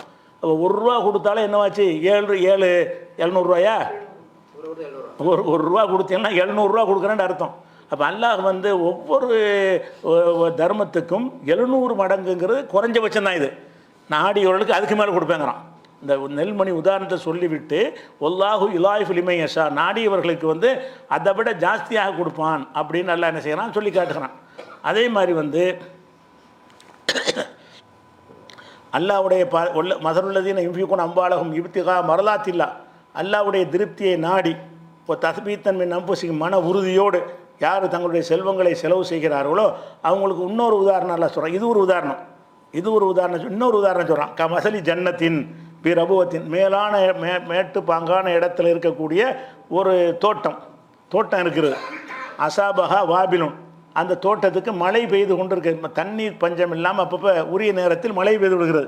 ஃபாத்தத்து உக்குலஹால் ஃபைனி, அது 2 மடங்கு உங்களுக்கு விளைச்சலை தருகிறது. அந்த தோட்டத்தில் என்ன செய்கிறது? உயரமான இடத்துல உள்ள தான் செடி கொடிகள்லாம் பசுமையாக இருக்கும். நீங்கள் ஊட்டி கொடைக்கானல் இருக்குல்ல, பள்ளமான பகுதிகளோட தோட்டங்கள் வந்து எங்கே இருக்கும்? உயர்வான இடத்துல இருந்துச்சுன்னு சொன்னால் அதில் இப்போ உற்பத்தி அந்த குளுமையாக இருக்கும். உயர போக கூலாக இருக்கும்ல, கீழே இருக்கும்போது உள்ள வெப்பம் இருக்காது, மேலே இருக்கும்போது இருக்காது. அப்போ ஊட்டி கொடைக்கானல் மாதிரி அந்த காஷ்மீர்லாம் உயரத்தில் இருக்கிறனால என்னவா இருக்குது? கூலாக இருக்குதுல்ல. அது ஏன் கூலாக இருக்குது? சயின்டிஃபிக்காக அது வேறு விஷயம். அந்த கூலாக இருக்கிறதுனால என்ன செய்யணும்னா உற்பத்தி ஜாஸ்தியாக இருக்கும். அப்போ என்ன செய்யுதுன்னு கேட்டால், சின்ன ஒரு மழை பெஞ்சாலே என்ன செய்யும்? 2 மடங்கு விளைச்சல் வந்துடும். இப்போ இல்லம் யுசிபஹா ஆஃபிலும், பெரிய மழை பெய்யாட்டாலும் இப்போ தள்ளும், தூறல் போதும். மேட்டுப்பாங்கான இடத்துல உள்ள தோட்டங்களுக்கு பெரிய மழை தான் பெய்யணுன்ற அவசியம் கிடையாது. பெரிய மழை இல்லாட்டாலும் ஒரு தூறல் போதும். ஒரு தூறல் போட்டால் கூட விளைஞ்சு 2 மடங்கு தரும்ல. அந்த மாதிரியாக நீங்கள் தர்மம் செஞ்சீங்கன்னு சொன்னால் அவ்வளோ கேரண்டியான ஒரு ரிசல்ட் உங்களுக்கு கிடைக்கும் அப்படின்னு ஒரு உதாரணத்தின் மூலமாக அல்லாஹ் வந்து சொல்லி காட்டுகிறான். அதே மாதிரி ரசூல் ஸல்லல்லாஹு அலைஹி வஸல்லம் சொல்கிறாங்க, புகாரில் 1409 ஹதீஸ், அதாவது 2 விஷயத்தில் தான் பொறாமைப்படலாம். பொறாமை வந்து மார்க்கத்தில் தடுக்கப்பட்டிருக்குது. 2 விஷயத்தில் 2 நபர்கள்ட்ட வந்து பொறாமைப்படலாம். அது யாருன்னு கேட்டால், ரஜுலின் ஆத்தாஹுல்லாஹு மாலன், அல்லாஹ் ஒருவனுக்கு செல்வத்தை கொடுத்துருக்குறான். இப்போ சல்லத்தஹு அலா ஹல்கத்திஹி ஃபில் ஹக்கி, அவன் நல்ல வழியில் செலவு செய்து கொண்டே இருக்கிறான். அதை பார்த்து நம்மளும் பொறாமைப்படலாம். இவன் நல்லா நிறைய கொடுத்து நல்லா செலவழிக்கிறானே, எனக்கு இது மாதிரி தந்தால் நல்லா இருக்கணுமே அப்படின்னு பொறாமைப்படலாம். அவன் ஒருத்தன் பார்க்குறோம், செல்வந்தனாக இருக்கிறான், செல்வந்தனாக வந்து கஞ்சனாக இல்லை, நல்ல அழியலி கொடுக்குறான், நல்ல காரியங்கள் இருந்தால் அவனை தான் நினச்சி பார்க்குற அளவுக்கு இருக்குது. அதை பார்த்து நம்ம என்ன செய்கிறோன்னு கேட்டால், யாரில் எனக்கு இந்த மாதிரி கொடு அப்படின்னு சொல்லி நம்ம பொறாமைப்படலாம். ஒரு ஆளை கம்பேர் பண்ணி என்ன செய்யலாம்? பொறாமைப்படலாங்கிறாங்க. பொறாமைன்னா அவன் அழிகிறதுக்கு நினைக்கிற பொறாமை இல்லை, அது மாதிரி நமக்கு வேணுங்கிற பொறாமை. ஒரு ரஜுலின் ஆத்தாஹுல்லாஹு ஹிக்மா, இன்னொன்று வந்து அல்லாஹ் ஒருத்தனுக்கு ஞானத்தை கொடுத்துருக்கான். அவன் ஃபயக்லி பிஹாவை அல்லிமுகா, அவன் அதை கொண்டு மக்களுக்கு கற்றுக் கொடுத்துருக்கிறான், மக்களுக்கு நல்வழி காட்டி கொண்டிருக்கிறான். அந்த மாதிரி ஒரு கல்வியை ஒருத்தனுக்கு அல்லாஹ் கொடுத்தது நீங்கள் பார்த்தீங்கன்னா, இறைவா அந்த மாதிரி எனக்கும் கொடு. நம்ம பொறாமப்பட்டு அல்லாட்ட கேட்கலாம். ஒரு மனுஷனுக்கு கொடுத்த மாதிரியான செல்வத்தை, செல்வந்தான் அவன் செலவழிக்கிற செல்வந்தனை பார்த்துட்டு கேட்டக்கூடாது. அந்த செல்வந்தன் யாராக இருக்கணும்? வள்ளலாக இருக்கணும். அது ஹிக்மத்து கொடுத்தப்பட்டவன், மார்க்கத்தை சொல்லி கொண்டவனாக இருக்கணும். அப்படிப்பட்டவர்களாக இருந்தார்கள்னா அதில் பொறாமப்படலாம்னு ரசூலுல்லாஹ் சொல்கிறாங்க. பொறாமன்னு ஆசைப்படலாம். அதே மாதிரி வந்து இது 1409 புகாரில் இருக்குது. அதே மாதிரி இன்னொரு விஷயத்தை நம்ம கவனித்து கொள்ள வேண்டும். நம்ம வந்து எந்த வினாடி மரணம் வந்துடும். முக்கியமான அடிப்படை எல்லா அமலுக்கும் உள்ள ஒரு பேசிக்கான விஷயம் இந்த தர்மத்துக்கும் நல்லா சொல்லி காட்டுக்கிறான். என்னென்னு கேட்டால், இப்போ நம்ம அடுத்த மாதம் செலவழிப்போம், இப்போ இருக்கும் கையில் இருந்தால் செலவழிச்சிட வேண்டியானே, அடுத்த வருஷம் பார்த்துக்குருவோம். அடுத்த வருஷம் நீ இருப்பியா? முதல்ல நீ இருப்பியா? உன்ட்ட அந்த காசு இருக்குமா? அது சொல்ல முடியாது. அப்போ அல்லாஹ் என்ன செய்கிறான்னு கேட்டால், வன்ஃபிக்கும் மிம்மா ரஸக்னாக்கும், நாம் உங்களுக்கு வழங்கியதை செலவு செய்யுங்கள். மின் கபில் அங்கேயாத்தி அகதக்கும் மௌத், மரணம் உங்களுக்கு வருவதற்கு முந்தி செலவழிச்சிருக்கு. மரணம் எப்போ வேண்டாலும் வரும். மரணம் வர்றதுக்கு முன்னாடி எப்போ நினச்சி பார்க்க என்ன செய்யணும்? கொடுக்கணும்னு நினச்சிட்டோமா கொடுத்துட வேண்டியதான். அது நாளைக்கு ஏன் கொடுக்கணும்? இன்னைக்கு கொடுத்துட வேண்டியானே. கொடுக்கணும்னு நினச்சிட்டிங்கல்ல, நாளைக்கு நீ இல்லாட்டி என்ன ஆகும்? நீ போயிட்டீன்னா எப்படி செலவழிப்ப? அதை கேட்குறான் இல்லை மின் கபில் ஏற்றி அகதக்கும் மௌத், உங்களில் ஒருவருக்கு மரணம் வருவதற்கு முன்னாடி செலவழித்து விடுங்கள். அந்த நேரத்தில் அவன் செய்வான், சக்கராத்து காலில் அவன் சொல்லுவான், அது நமக்கு தெரியாது, அது மலக்குகளுக்கு தான் தெரியும், அவனுக்கு தான் தெரியும். இந்த சக்கராத்தில் நடக்கக்கூடியது அல்ல நமக்கு சொல்லி காட்டுறான். இப்போ எக்கூல் அப்போ சொல்லுவானா அல்ல மனுஷன் சொல்லுவானா, ரப்பி லவ்லா அகர்த்தனையில் அஜலின் கரீப், இன்னும் கொஞ்சம் டைம் கொடுத்துருந்தால் இப்போ அசத்தக்க வக்குமின சாலிஹீன், நான் நிறைய சதக்கா செய்வேனே, நல்லவன் ஆயிடுவேன்னு சொல்லுவான் அவன். ஆனால் அவர் சொன்னால் அல்லாட்ட வந்து என்ன செய்யாது, பயன் தர உலகம் அஹிரல்லாஹு நஃப்சன் இதாஜா அஜலுஹ, டைம் வந்துருச்சுன்னா எவனுக்கும் அவகாசம் தரப்படாதுன்னு நல்லா சொல்லி முடிக்கிறான் 63ஆவது சூறாவில் 10, 11 வசனத்தில். அப்போ நம்ம என்ன நினைக்கணும்னு கேட்டால், தான தர்மம் செய்கிறத பொறுத்த வரைக்கும் லேட் பண்ணவே கூடாது. செய்தாங்க எடுத்துருவான். முதல்ல மௌத்து ஒன்று இருக்குது. ரெண்டாவது வந்து செய்தாங்க நாளைக்கு இன்னைக்கு கொடுக்க நினச்சா நாளைக்கு கொடுக்க மாட்டேங்கிறான். நம்ம நிறைய பேரை பார்க்குறோம், முதல்ல ஒரு ஆர்வத்தில் கூட்டு சபையில் வச்சுக்கிட்டு நமக்கு 1000 ரூபா எழுதிக்கிறங்கன்றாங்க. அப்புறம் வீட்டுக்கு போன பிறகு என் 1000 ரூபா சொன்னோம் அப்படின்னு நிறைய பேர் இருக்கிறாங்க. அதுக்குள்ளே செய்தா மாற்றிடுறான். அந்த பயான மார்க்கத்தை கேட்கும்போது கொடுக்கணும்னு என்ன வருது, கொஞ்சம் விலைக்கு போனோன்னு என்ன செஞ்சு டக்குன்னு மனசு மாறிடுது, கொடுத்துட வேண்டியதான். உடனே என்ன செய்யணும், செய்தானை நம்ம ஜெயிச்சிடணும். செய்தான் நம்மளை ஜெயிக்க விடக்கூடாது. அது எந்த ஒரு விஷயத்துக்கு நம்ம கொடுக்க நினச்சிட்டோமோ லேட் பண்ணக்கூடாது. ஒன்று வந்து நம்மளை செய்தாங்க எடுத்துருவாங்க, இதில் சொல்லப்படலை, பொதுவாக இருக்குது. இதில் சொல்லப்படுற மூத்து வந்துருங்கிறதான். நீ கொடுக்க நினச்சிட்டீங்கள, நாளைக்கு மூத்தா போய்ட்டு என்ன செய்வேன், நான் கொடுக்க முந்தி போத்தா போய்ட்டுனா அந்த தர்மம் கிடைக்காத. அப்போ அந்த நேரத்தில் நீ சொன்னா ஏன்னால் அது பயனற்றதுங்கிறான்ல. அப்போ ஒவ்வொரு மனுஷனுக்கு இந்த சக்கராத்து காலில் இதை அடை வாங்கலாம். ஒவ்வொரு மனுஷன் உயிரை மலக்கள் கைப்பற்றும் போது அதில் இன்னும் கொஞ்சம் டைம் கொடுத்தா நான் நிறைய செஞ்சுருப்பேனே, அப்போ சொல்லினா என்னத்துக்கு பாவுறது, இனிமேல் உனக்கு டைம் கிடைக்காத அப்படின்னு நல்லா சொல்கிறதுனால அந்த மரணத்தை பயந்து நம்ம என்ன செய்யணும், பயந்து கொள்ள நடந்து கொள்ள வேண்டும். அதே மாதிரி புகாரில் 1419 ஹதீஸில் இருக்கிறது. ஒருத்தர் கேட்குறார், ரசூல்லாட்ட வந்து கேட்குறார், ஐயூ சதகத்தை ஆலம் அஜிரா, தர்மங்களில் மகத்தான கூலி எதுக்கு உண்டு, தர்மங்களில் வந்து மகத்தான கூலி எதுக்கு உண்டு அப்படின்னு கேட்கும் பொழுது, அப்போ ரசூல்லா என்ன செய்கிறாங்கன்னு கேட்டால், அந்த சத்தக அந்த சஹிகும், நீ வந்து நல்ல ஆரோக்கியமாக இருக்கும்போது நீ செலவழிக்கணும். அது மாதிரி தக்ஷல் ஃபக்கரை, நம்ம வறுமையை கொடுத்தா குறைஞ்சி போயிடும், கஷ்டமாயிரும்னு பயம் இருக்கும்ல, அப்படி இருக்கும்போது நீ செலவழிக்கணும். ஒரு தாமல்கினா, பணத்தை சம்பாதிக்கணும்னு ஆசை இருக்கும்ல, அப்போ செலவழிக்கணும். ஆனால் வந்து தள்ளாத வயசில் எல்லாரும் செலவழிச்சிருவாங்க. தள்ளாத வயசில் வந்த பிறகு செலவழிக்கிறதை விட தள்ளாத வயசில் என்ன ஒன்று கேட்டால் ஒரு கொஞ்சம் இறை பக்தி கொஞ்சம் மனுஷனுக்கு எல்லாருக்கும் வந்துடும். வணக்கத்தில் கொஞ்சம் நல்லா செய்வாங்க, கூட குறை செய்கிறது அந்த மனசில் வந்துடும். எப்போ நீ செய்யணும்னு கேட்டால், காசில் நீ அலைவியில் காசு சேர்க்கணும், காசு குறைஞ்சக்கூடாது, வறுமை வரக்கூடாது. இப்படி இருக்கக்கூடிய நேரத்தில் அந்த சஹீகுன், நீ வந்து சஹீகாக ஆரோக்கியமாக இருக்கிற நேரத்தில் செய்யணும். அதுதான் உள்ளதில் சிறந்த தர்மம். வயசான காலத்தில் போய் செய்வோங்கிறது சிறந்தது கிடையாது. உலா துமிகில், லேட் பண்ணாத. ஹத்தா இதா பலகத்தில் ஹுல்கும், தொண்டை குழிக்கு உயிர் வர்ற வரைக்கும் லேட் பண்ணாத. சக்கராத்து வரைக்கும் என்ன செய்யாத, தர்மம் செய்கிறத லேட் பண்ணாத. லேட் பண்ணின்னு சொன்னால் நீ என்ன சொல்கிறது, அதான் அது தன்னால் ஆயிருமேங்கிறாங்க. குல்தலி ஃபுலானின் கதா ஃபுலானின் கதாங்கிற, இவருக்கு இவ்வளோ அவருக்கு அவ்வளோங்கிற, நீ என்னடா சொல்கிறது, நீ செத்து தான் அது போயிருமே. சாவுற நேரத்தில் வசதி செய்வார். இப்போ இருக்கிறவங்க கொடுக்காம எனக்கு இதை எடுத்துக்கொள்ளுங்கள், நீங்கள் சொல்லாட்டி எடுத்துக்கிறாமல் போயிட போகிறாங்களா, நீ தான் போறிய, நீ இருக்கும்போது கொடுத்தானா கொடுப்பேன் அப்படி சொல்கிறாங்க ரசூல்லா. நீ வந்து தொண்டைக்குழி அடைஞ்சோன்னு என்ன செய்கிற, லி ஃபுலானின் கதா இவருக்கு இவ்வளோ அவருக்கு அவ்வளோங்கிற, அவருக்கு அதுக்கான லி ஃபுலானின், அது அவருக்குரியது ஆகிவிட்டது, எப்போ ஆயிடுச்சு. எப்போ நீ மண்டையை போட்டியோ அது வந்து உனக்குரியதாக இல்லை, அதுக்கு அவங்களே எடுத்துக்கிடுவாங்க. உனக்கு எந்த சம்மந்தமும் அதில் இல்லை. உனக்கு சம்மந்தம் இல்லாத உனக்கு என்ன போட்டு வசதி செஞ்சுக்கிட்டு இருக்கிற, சக்கராத்து காலில்ங்கிறாங்க. அப்போ அதனால் என்ன செய்யணும்னு கேட்டால், அந்த சக்கராத்தில் செய்வதுங்கிறது நிறைய பேருக்கு வரும். சக்கராத்து காலில் என்ன செய்வாங்க, நிறைய பேர் செய்யலாம், தப்பு இல்லை. அதை விட இது நல்லது. நீங்கள் சக்கராத்து காலில் நீங்கள் சொன்னாலும் சொல்லாட்டாலும் அதுக்குரியதை எடுத்துகிட்டு போயிடுவாங்க, அடுத்த ஆளுக்குரியதாக போயிடும். நீங்கள் நல்ல நிலையில் இருக்கும்போது தர்மம் செய்கிறது தான் சிறந்ததுங்கிறாங்க ரசூல் ஸல்லல்லாஹு அலைஹி வஸல்லம். அதனால் ஆர்வமாக இருக்கும்போது என்ன செய்யணும், கொடுத்து விட வேண்டும். அதே மாதிரி வந்து ரசூல் ஸல்லல்லாஹு அலைஹி வஸல்லம் சொல்கிறாங்க, இது புகாரில் 5352வது ஹதீஸில் இருக்கிறது. அல்லாஹ் சொல்வதாக ரசூலுல்லாஹ் சொல்கிறாங்க. காலல்லாஹு தஆலா, அல்லாஹ் சொல்வதாக சொன்னால் ஹதீஸை குதுசிம்பாங்கல்ல, அந்த வகை. அல்லாஹ் சொல்கிறான், அன்ஃபிக் இப்ன ஆதமுடைய மகனை நீ கொடுத்து கொண்டே இரு, செலவழித்து கொண்டே இரு. உன்ஃபிக் அலைக்கு, உனக்கு நான் செலவு செய்வேன், அல்லாஹ் கேரண்டி தர்றான். அல்லாஹ் என்ன செய்கிறான்னு கேட்டால், ஆதமுடைய மகனே நீ செலவழிச்சுக்கிட்டு, செலவழிக்கு தான் உனக்கு தர்றது. நம்மளும் பார்க்கணும், நம்ம தேவைக்கு எல்லாம் தர்றான். ஒரு மனுஷன் வாழ்வதற்கு தேவை ஒரு 10,000 ரூபா போதும். ஒரு குடும்பத்துக்கு சோத்துக்கு மட்டும் திங்கிறதா இருந்தால் போதும். அதிகபட்சம் 20,000 ரூபா பெரிய குடும்பமாக இருந்தால் போதும். நமக்கு எவ்வளோ தர்றான்ல, 20,000 ரூபா ஒரு மனுஷனுக்கு போதுங்கிற அளவுக்கு இதுக்கு 50,000க்கு தர்றான், எதுக்கு 1 லட்சம் தர்றான், எதுக்கு பல லட்சம் பல கோடிகளுக்கு தர்றான்னா, நீ கொடுக்குறியான்னு பார்க்குறதுக்கு தான். உன் தேவைக்கு மட்டும் நல்லா தர்றது இல்லை, ஜாஸ்தியாக தான் தர்றான், நீ கொடுக்குறியான்னு பார்க்குறான். அப்போ அல்லாஹ் என்ன செய்யறான்னா, அன்ஃபிக் இப்ன ஆதமுடைய மகன் நீ செலவழித்து கொண்டே இரு, உன்ஃபிக் அலைக்க, நான் உனக்கு செலவு செய்வேன் என்று அல்லாஹ் கேரண்டி தருகிறான் என்று ரசூல் ஸல்லல்லாஹு அலைஹி வஸல்லம் சொல்கிறாங்க. இது புகாரில் 5352 ஹதீஸில் இருக்கிறது. அதே மாதிரி வந்து இன்னொரு கேரண்டி தர்றாங்க ரசூல் ஸல்லல்லாஹு அலைஹி வஸல்லம் வந்து, இது முஸ்லீமில் வரக்கூடிய ஹதீஸ். மா நக்கசத்து சதக்கத்து மிம்மாலின், தர்மங்களால் செல்வம் குறையாது. இது முக்கியமான, இதுதான் ஷைத்தான் வந்து நம்மளை வந்து பயங்காட்டுறது. ஷைத்தான் வந்து என்ன செய்வானா, கொடுத்தா போயிடும், கொடுத்தா குறைஞ்சிரும், 1000 ரூபாயில் 500 ரூபா கொடுத்தா 500 ரூபா தான் உன்ட்ட இருக்கும் இப்படின்னு கணக்கு போட்டு சொல்கிறான்ல, இது ஷைத்தான் பண்ணுற வேலை. ரசூல் என்ன செய்கிறாங்கன்னா, மா நக்கசத்து சதக்கத்து மிம்மாலி, எந்த ஒரு சதக்காவும் எந்த செல்வத்தையும் குறைக்கவே குறைக்காது. அப்படின்னா என்ன அர்த்தம், கொடுக்குற குறையிற மாதிரி தெரியும், இங்கே கொடுத்து அங்கே வந்துடும்.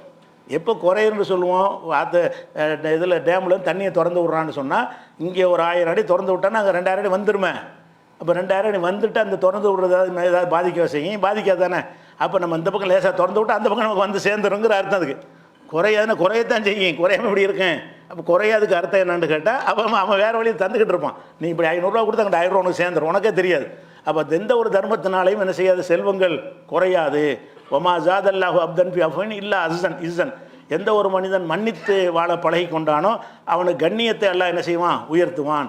எந்த மனிதன் பணியோடு நடக்கிறானோ அவனை அல்லாஹ் உயர்த்துவான் என்று 3 விஷயத்தை சொல்கிறாங்க. அதில் சதக்கா கொடுத்தால் என்ன செய்யும், அது வந்து குறையாது. செல்வம் அதுதான் நம்மள்ட்ட இருக்க நோய். தான தர்மம் கொடுத்தா குறைஞ்சி போயிருமோங்கிறதான் நம்மளை தடுக்கிறது. அதை ரசூலுல்லாஹ் சொல்கிறாங்க, குறையாது. அந்த கேரண்டி மார்க்கத்தின் இஸ்லாம முஸ்லீமாக இருந்து அது நம்ப. முதல்ல செல்வம் கூட தர்மம் செய்கிறதுனால குறையவே குறையாது, அல்லாஹ் தருவான்னு நம்பணும். அதே மாதிரி ரசூல் ஸல்லல்லாஹு அலைஹி வஸல்லம் சொல்கிறாங்க, ஈயாக்கும் வஸ்ஸுஹ, இது அபூதாவுதில் வரக்கூடிய ஹதீஸ், உன்னை பேராசைப்படுவதை விட்டு எச்சரிக்கிறேன். இப்போ இன்னமா ஹலக்க மண்கான கபுலக்கும் பிஸ்ஸுஹி, முந்தி உள்ளவர்கள் அழிஞ்சு நாசமாக போனது பேராசை தான். இந்த பணத்தில் அதுக்கு பின்னாடி அலைகிறது.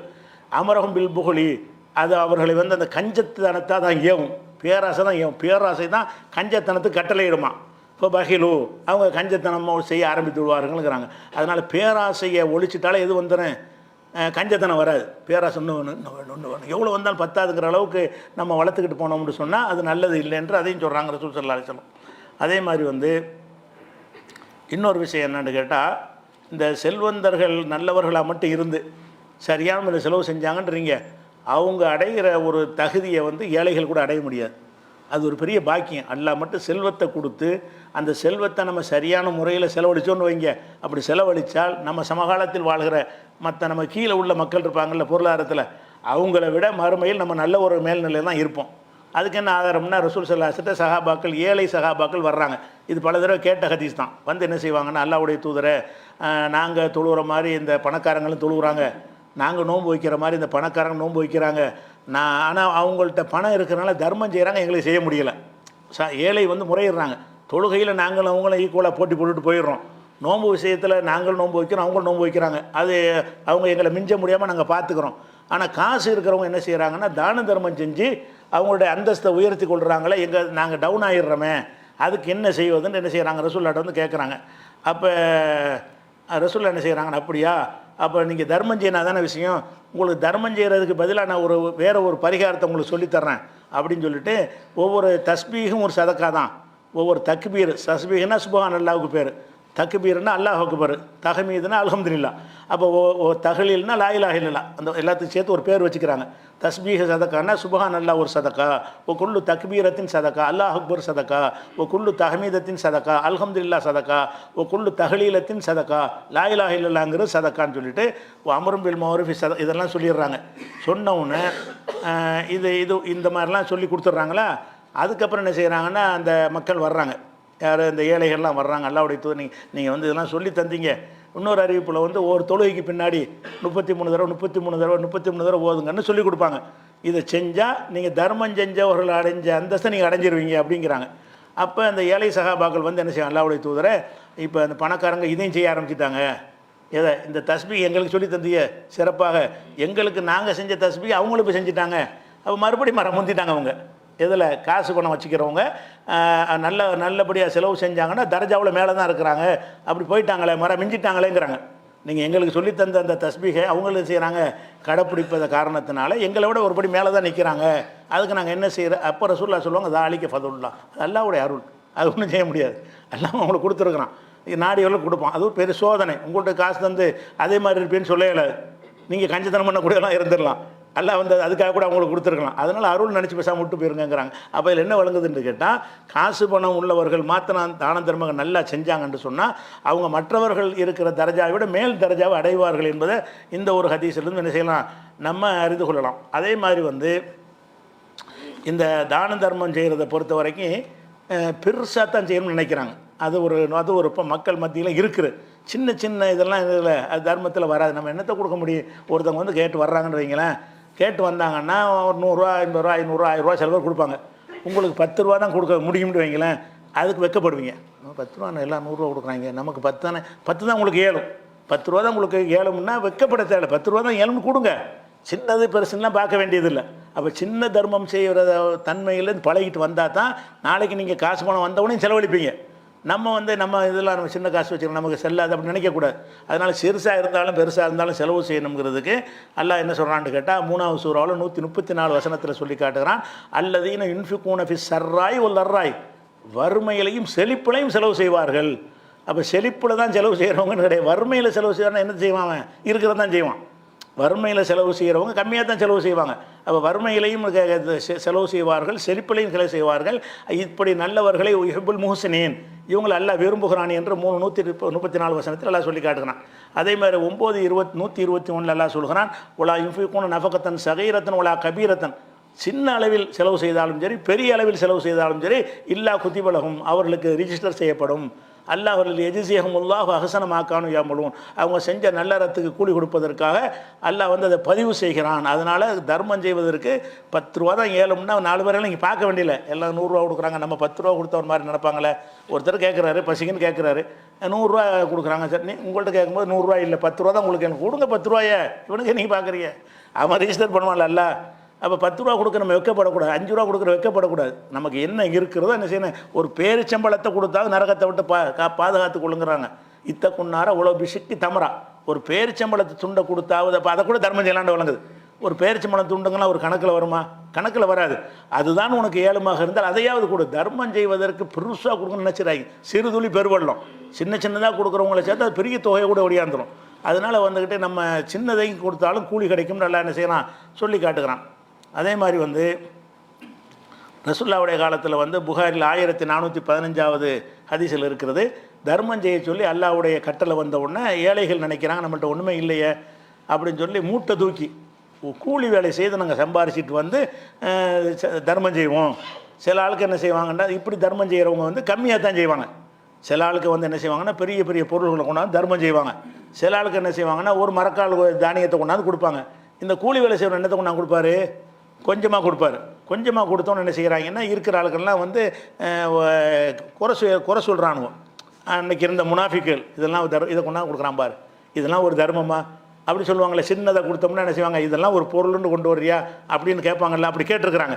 அல்லாஹ் என்ன செய்யணும், அதை கண்டித்து வந்து 9வது சூறாவில் வந்து 79வது வசனத்தில் குறைவாக தர்மம் செய்கிறார்கள் என்று குறை கூறுகிறார்களே அவர்களை வந்து அல்லாஹ் அவருக்கு கேலி செய்கிறார்களே அவர்களை அல்லாஹ் கேலி செய்கிறான். நீ வந்து அவங்கள கேலி செஞ்சின்னா உன்னை அல்லாஹ் கேலி செய்கிறான், உன்னை கேலிக்குரிய ஆக்குவேன்னு சொல்கிறான் அல்லாஹ் 9:29. இதுக்காக அந்த வசனம் இறங்குகிறது.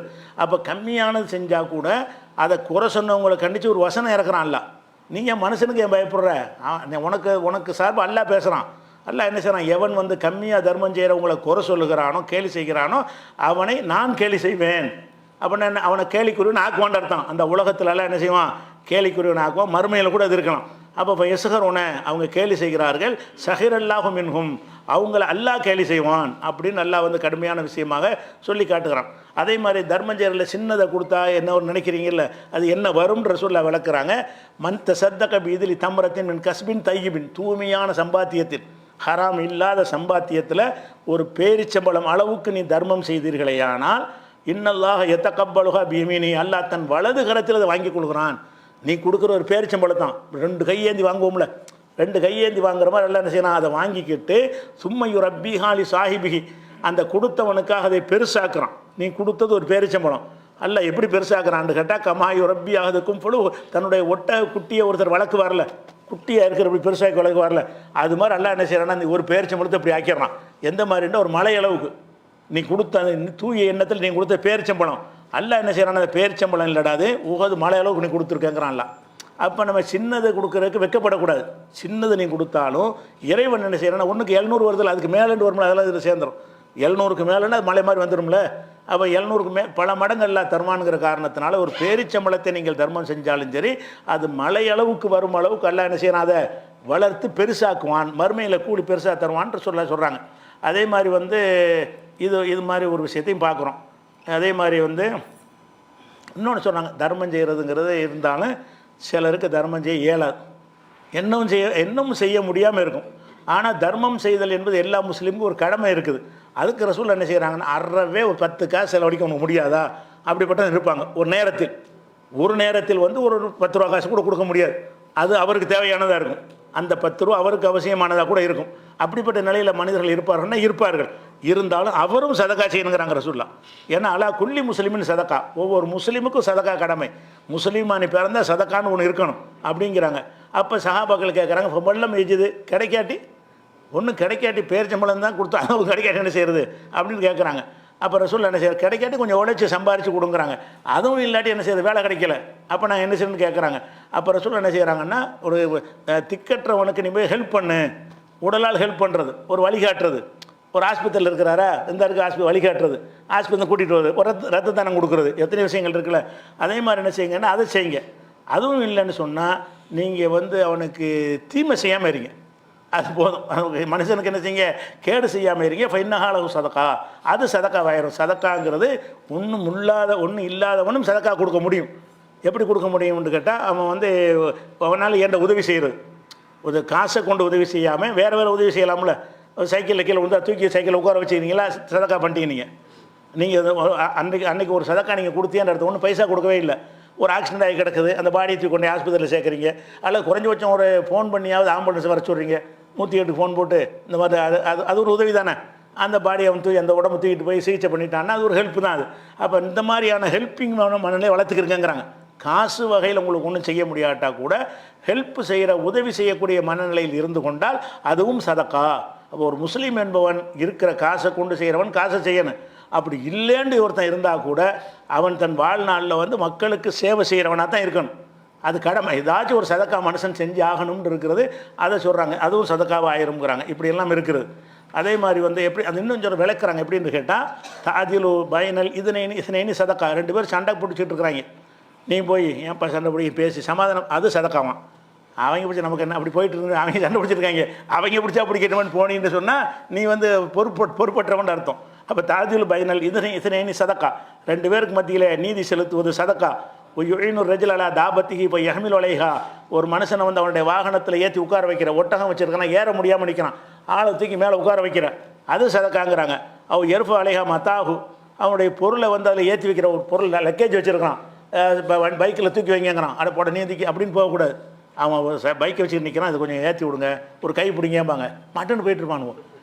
இதெல்லாம் சதக்கான விளைவிக்க என்ன செய்யணும், அது எடுத்து வச்சேனால் அது சதக்கா. அவள் எருஃபு அலைஹா மத்தாகு, அவனுடைய செல்வத்தை கொஞ்சம் மேலதுக்கி உயர்த்தி கொடுத்தான் என்று சொன்னால் அது சதக்காவாயிரும். அதுக்கப்புறம் ஒரு கலிமத்து தையிபத்து சதக்கா, நல்ல வார்த்தை 4 வார்த்தையை சொன்னாலும் சதக்கா. ஒருத்தன் கேட்குறானா, இல்லையா அழகான 4 வார்த்தையை சொல்லு, கவலைப்படாத, அல்ல வறுமையை போக்குவாங்க என்கிட்ட இல்லை, அல்ல உங்களுக்கு லேசாகி தருவான், எனக்கு கவலைப்படாதீங்க அப்படின்னு ஏதாவது நல்ல வார்த்தை சொல்கிறது சதக்கா. நான் மூஞ்சி சுளிக்கிறது சதக்கா கிடையாது. அதே மாதிரி குல்லு ஹுத்துவத்தின் யஹ்தூஹாயில சலாத்தி சதக்கா, தொழுகைக்காக ஒவ்வொரு 8 எடுத்து நடந்து வருவதும் ஒரு சதக்கா தான். யுமீத்துல் அதை அணித்தறிக்கு சதக்கா, பாதையில் கிடக்கிற தொல்லை தரும் பொருட்களை அப்புறப்படுத்துவது சதக்கா. அப்போ சதக்காங்கிறது இல்லாத மனித வாழ்க்கை கிடையாது. காசு உள்ளவர்கள் காசை கொண்டு செய்யுங்க, காசு இல்லாதவர்கள் இதை காரியம் செய்யுங்க. இதை 2 பேருமே செய்யலாம். இந்த காரியங்களை காசு உள்ளவங்களும் செய்யலாம், காசு இல்லாதவங்களும் செய்யலாம். இது புகாரில் 2989 ஹதீஸில் இருக்கிறது. அதே மாதிரி ரசூல் ஸல்லல்லாஹு அலைஹி வஸல்லம் சொல்கிறாங்க, நீங்கள் ஒரு பெண்களுக்கு சொல்கிறாங்க, நீங்கள் அக்கம் பக்கத்தை சாப்பிட்றீங்களா, சொந்தக்கார அண்டை வீட்டார் இருப்பாங்க, அவங்களுக்கு ஏதாவது கொடுக்கணும். இங்கேருந்து மூக்க தொலைக்குமா இல்லையா, வாசம் வரும், அவங்க இங்கேருந்து என்ன சமைக்கிறாங்க அப்படின்னு நினைப்பாங்களே. ஒரு பிரியாணி சமைச்சேன்னு வைங்க, அது பக்கத்து வீட்டுக்கு அந்த வாடை போகத்தானே செய்யும். அவங்க என்ன நினைப்பாங்கன்னா, அவங்க நம்ம பழைய சோறு சாப்பிட்றோம், அவங்க பிரியாணி சாப்பிட்றாங்கன்னு ஒரு மனசில் ஒரு இது வரும். நீங்கள் என்ன செய்யணும்னு கேட்டால், பக்கத்தில் உள்ளவங்களுக்கு கொடுங்க. அப்படி கொடுக்கும் பொழுது ரசூலுல்லாஹ் சொல்கிறாங்க, யா நிசா அல் முஸ்லிமாத், முஸ்லிமான பெண்களை, லா தஹ்கிரன்ன ஜாரத்துன் லி ஜாரத்திகா, ஒரு அண்டை வீட்டுக்காரிக்கு கொடுக்குற விஷயத்தில் எதையும் அற்பமாக கருதாதீங்க, என்ன இருக்க கொடுங்க. நீங்கள் பெரிய பிரியாணி தான் கொடுக்கணும் அவசியம் கிடையாது. உழவு ஃபிருசன சாத்தின், இந்த ஆட்டுடைய குழம்பு இருக்குல்ல, ஆட்டுக்கால், அந்த காலை வச்சு ஒரு குழம்பு வச்சுருக்கிறீங்க, அதை வச்சாலும் அது ஒரு கப்பை உங்களுக்கு கொடுத்து விடுங்க. இதெல்லாமா கொடுக்குறது? இது மட்டமானதாக அவர் நினைக்க தேவையில்லை. ரொம்ப அற்பமான பொருளாக இருந்தாலும் நீங்கள் கொடுங்கள். அப்போ இந்த கொடுக்கறது வந்து பெருசாக கொடுக்கணுங்கிற எண்ணத்தை மாற்றிடணும். பெருசாக கொடுக்குறவங்க பெருசாக கொடுப்பாங்க. ஒன்றும் இல்லைன்னு ஒருத்தன் கொடுக்காம இது காரணம் காட்டிகிட்டு இருந்தானா என்ன செய்யணும்னு கேட்டால் வாங்குறவனாவே ஆகிடுவான் கடைசி வரைக்கும். சில ஆளுக்கு என்ன செய்வாங்கன்னா, வாங்க டீ குடிக்க போவாங்க, பேசாமல் இருப்பான். நீங்கள் தான் காசு கொடுக்கணும், அவன் தான் கூப்பிடுவான் உங்களை. டீ குடிக்க வாங்கன்னா அவன் தான் கூப்பிடுவான். அவன் கூப்பிட்டு அவன் தானே கொடுக்கணும். நீங்கள் காசு தான் இப்போ நிப்பா நீங்கள் காசு கொடுப்பீங்க. ஏன் அப்படிலாம் அப்படிப்பட்டவர்களை ஏன் வர்றாங்கன்னு சொன்னால் கொடுத்து பழகலை. அவங்க அதை கொடுத்து பழகினாலும் இப்படி இருக்க முடியாது. நான் கூட போட்டி போடுவாங்க. கொடுத்து பழகிட்டாங்கன்னா இவங்க நான் கொடுக்க, நான் தானே கூப்பிட்டேன், நான் தான் கொடுப்பேன், நீங்கள் கொடுக்கக்கூடாதுன்னு சொல்லணுமா இல்லையா? அப்படி சொல்கிறவங்களும் இருக்கிறாங்க, இப்படி சொல்கிறவங்களும் இருக்கிறாங்க. அதெல்லாம் என்ன காரணம்னு கேட்டால் அந்த கொடுக்கும் தன்மை வந்து இல்லை. நம்ம அப்படியே வாங்கி பழகி அப்படி பிச்சைக்கார மாதிரி போயிடும். அப்போ இந்த கொடுக்கும் தன்மை ஏழையில் இருந்தால் என்ன செய்வோம், எல்லாம் நிறைய பறக்கத்தான் செய்வோம். அதனால் இந்த வாரி வழங்கக்கூடிய தன்மை நம்ம என்ன செய்யணும், இது சம்மந்தமாக எக்கச்சக்கமான தர்மங்களை வலியுறுத்தக்கூடிய அதிசயங்கள் இருக்கிறது. இவ்வளவு போதும். அமல் செய்யக்கூடியவர்களுக்கு இவ்வளவு சான்றுகள் போதும். இன்ஷா அல்லாஹ் நாளைக்கும் நாளை மறுநாளும் ஒரு கேள்வி பதில் ஜக்காத்து சம்பந்தமாக வந்த கேள்வி மட்டும் அப்படி தான் அறிவிச்சிருக்கிறோம். ஆனால் கேள்விகள்லாம் நம்ம சில விஷயங்களை தெளிவுபடுத்தாத விஷயங்கள் இருக்குன்னு அதில் விளங்குது. இதெல்லாம் மக்கள் கொஞ்சம் தெளிவுபடுத்தியிருக்கணும் என்று சொல்லக்கூடிய அளவுலாம் சில கேள்விகள் வந்திருக்குது.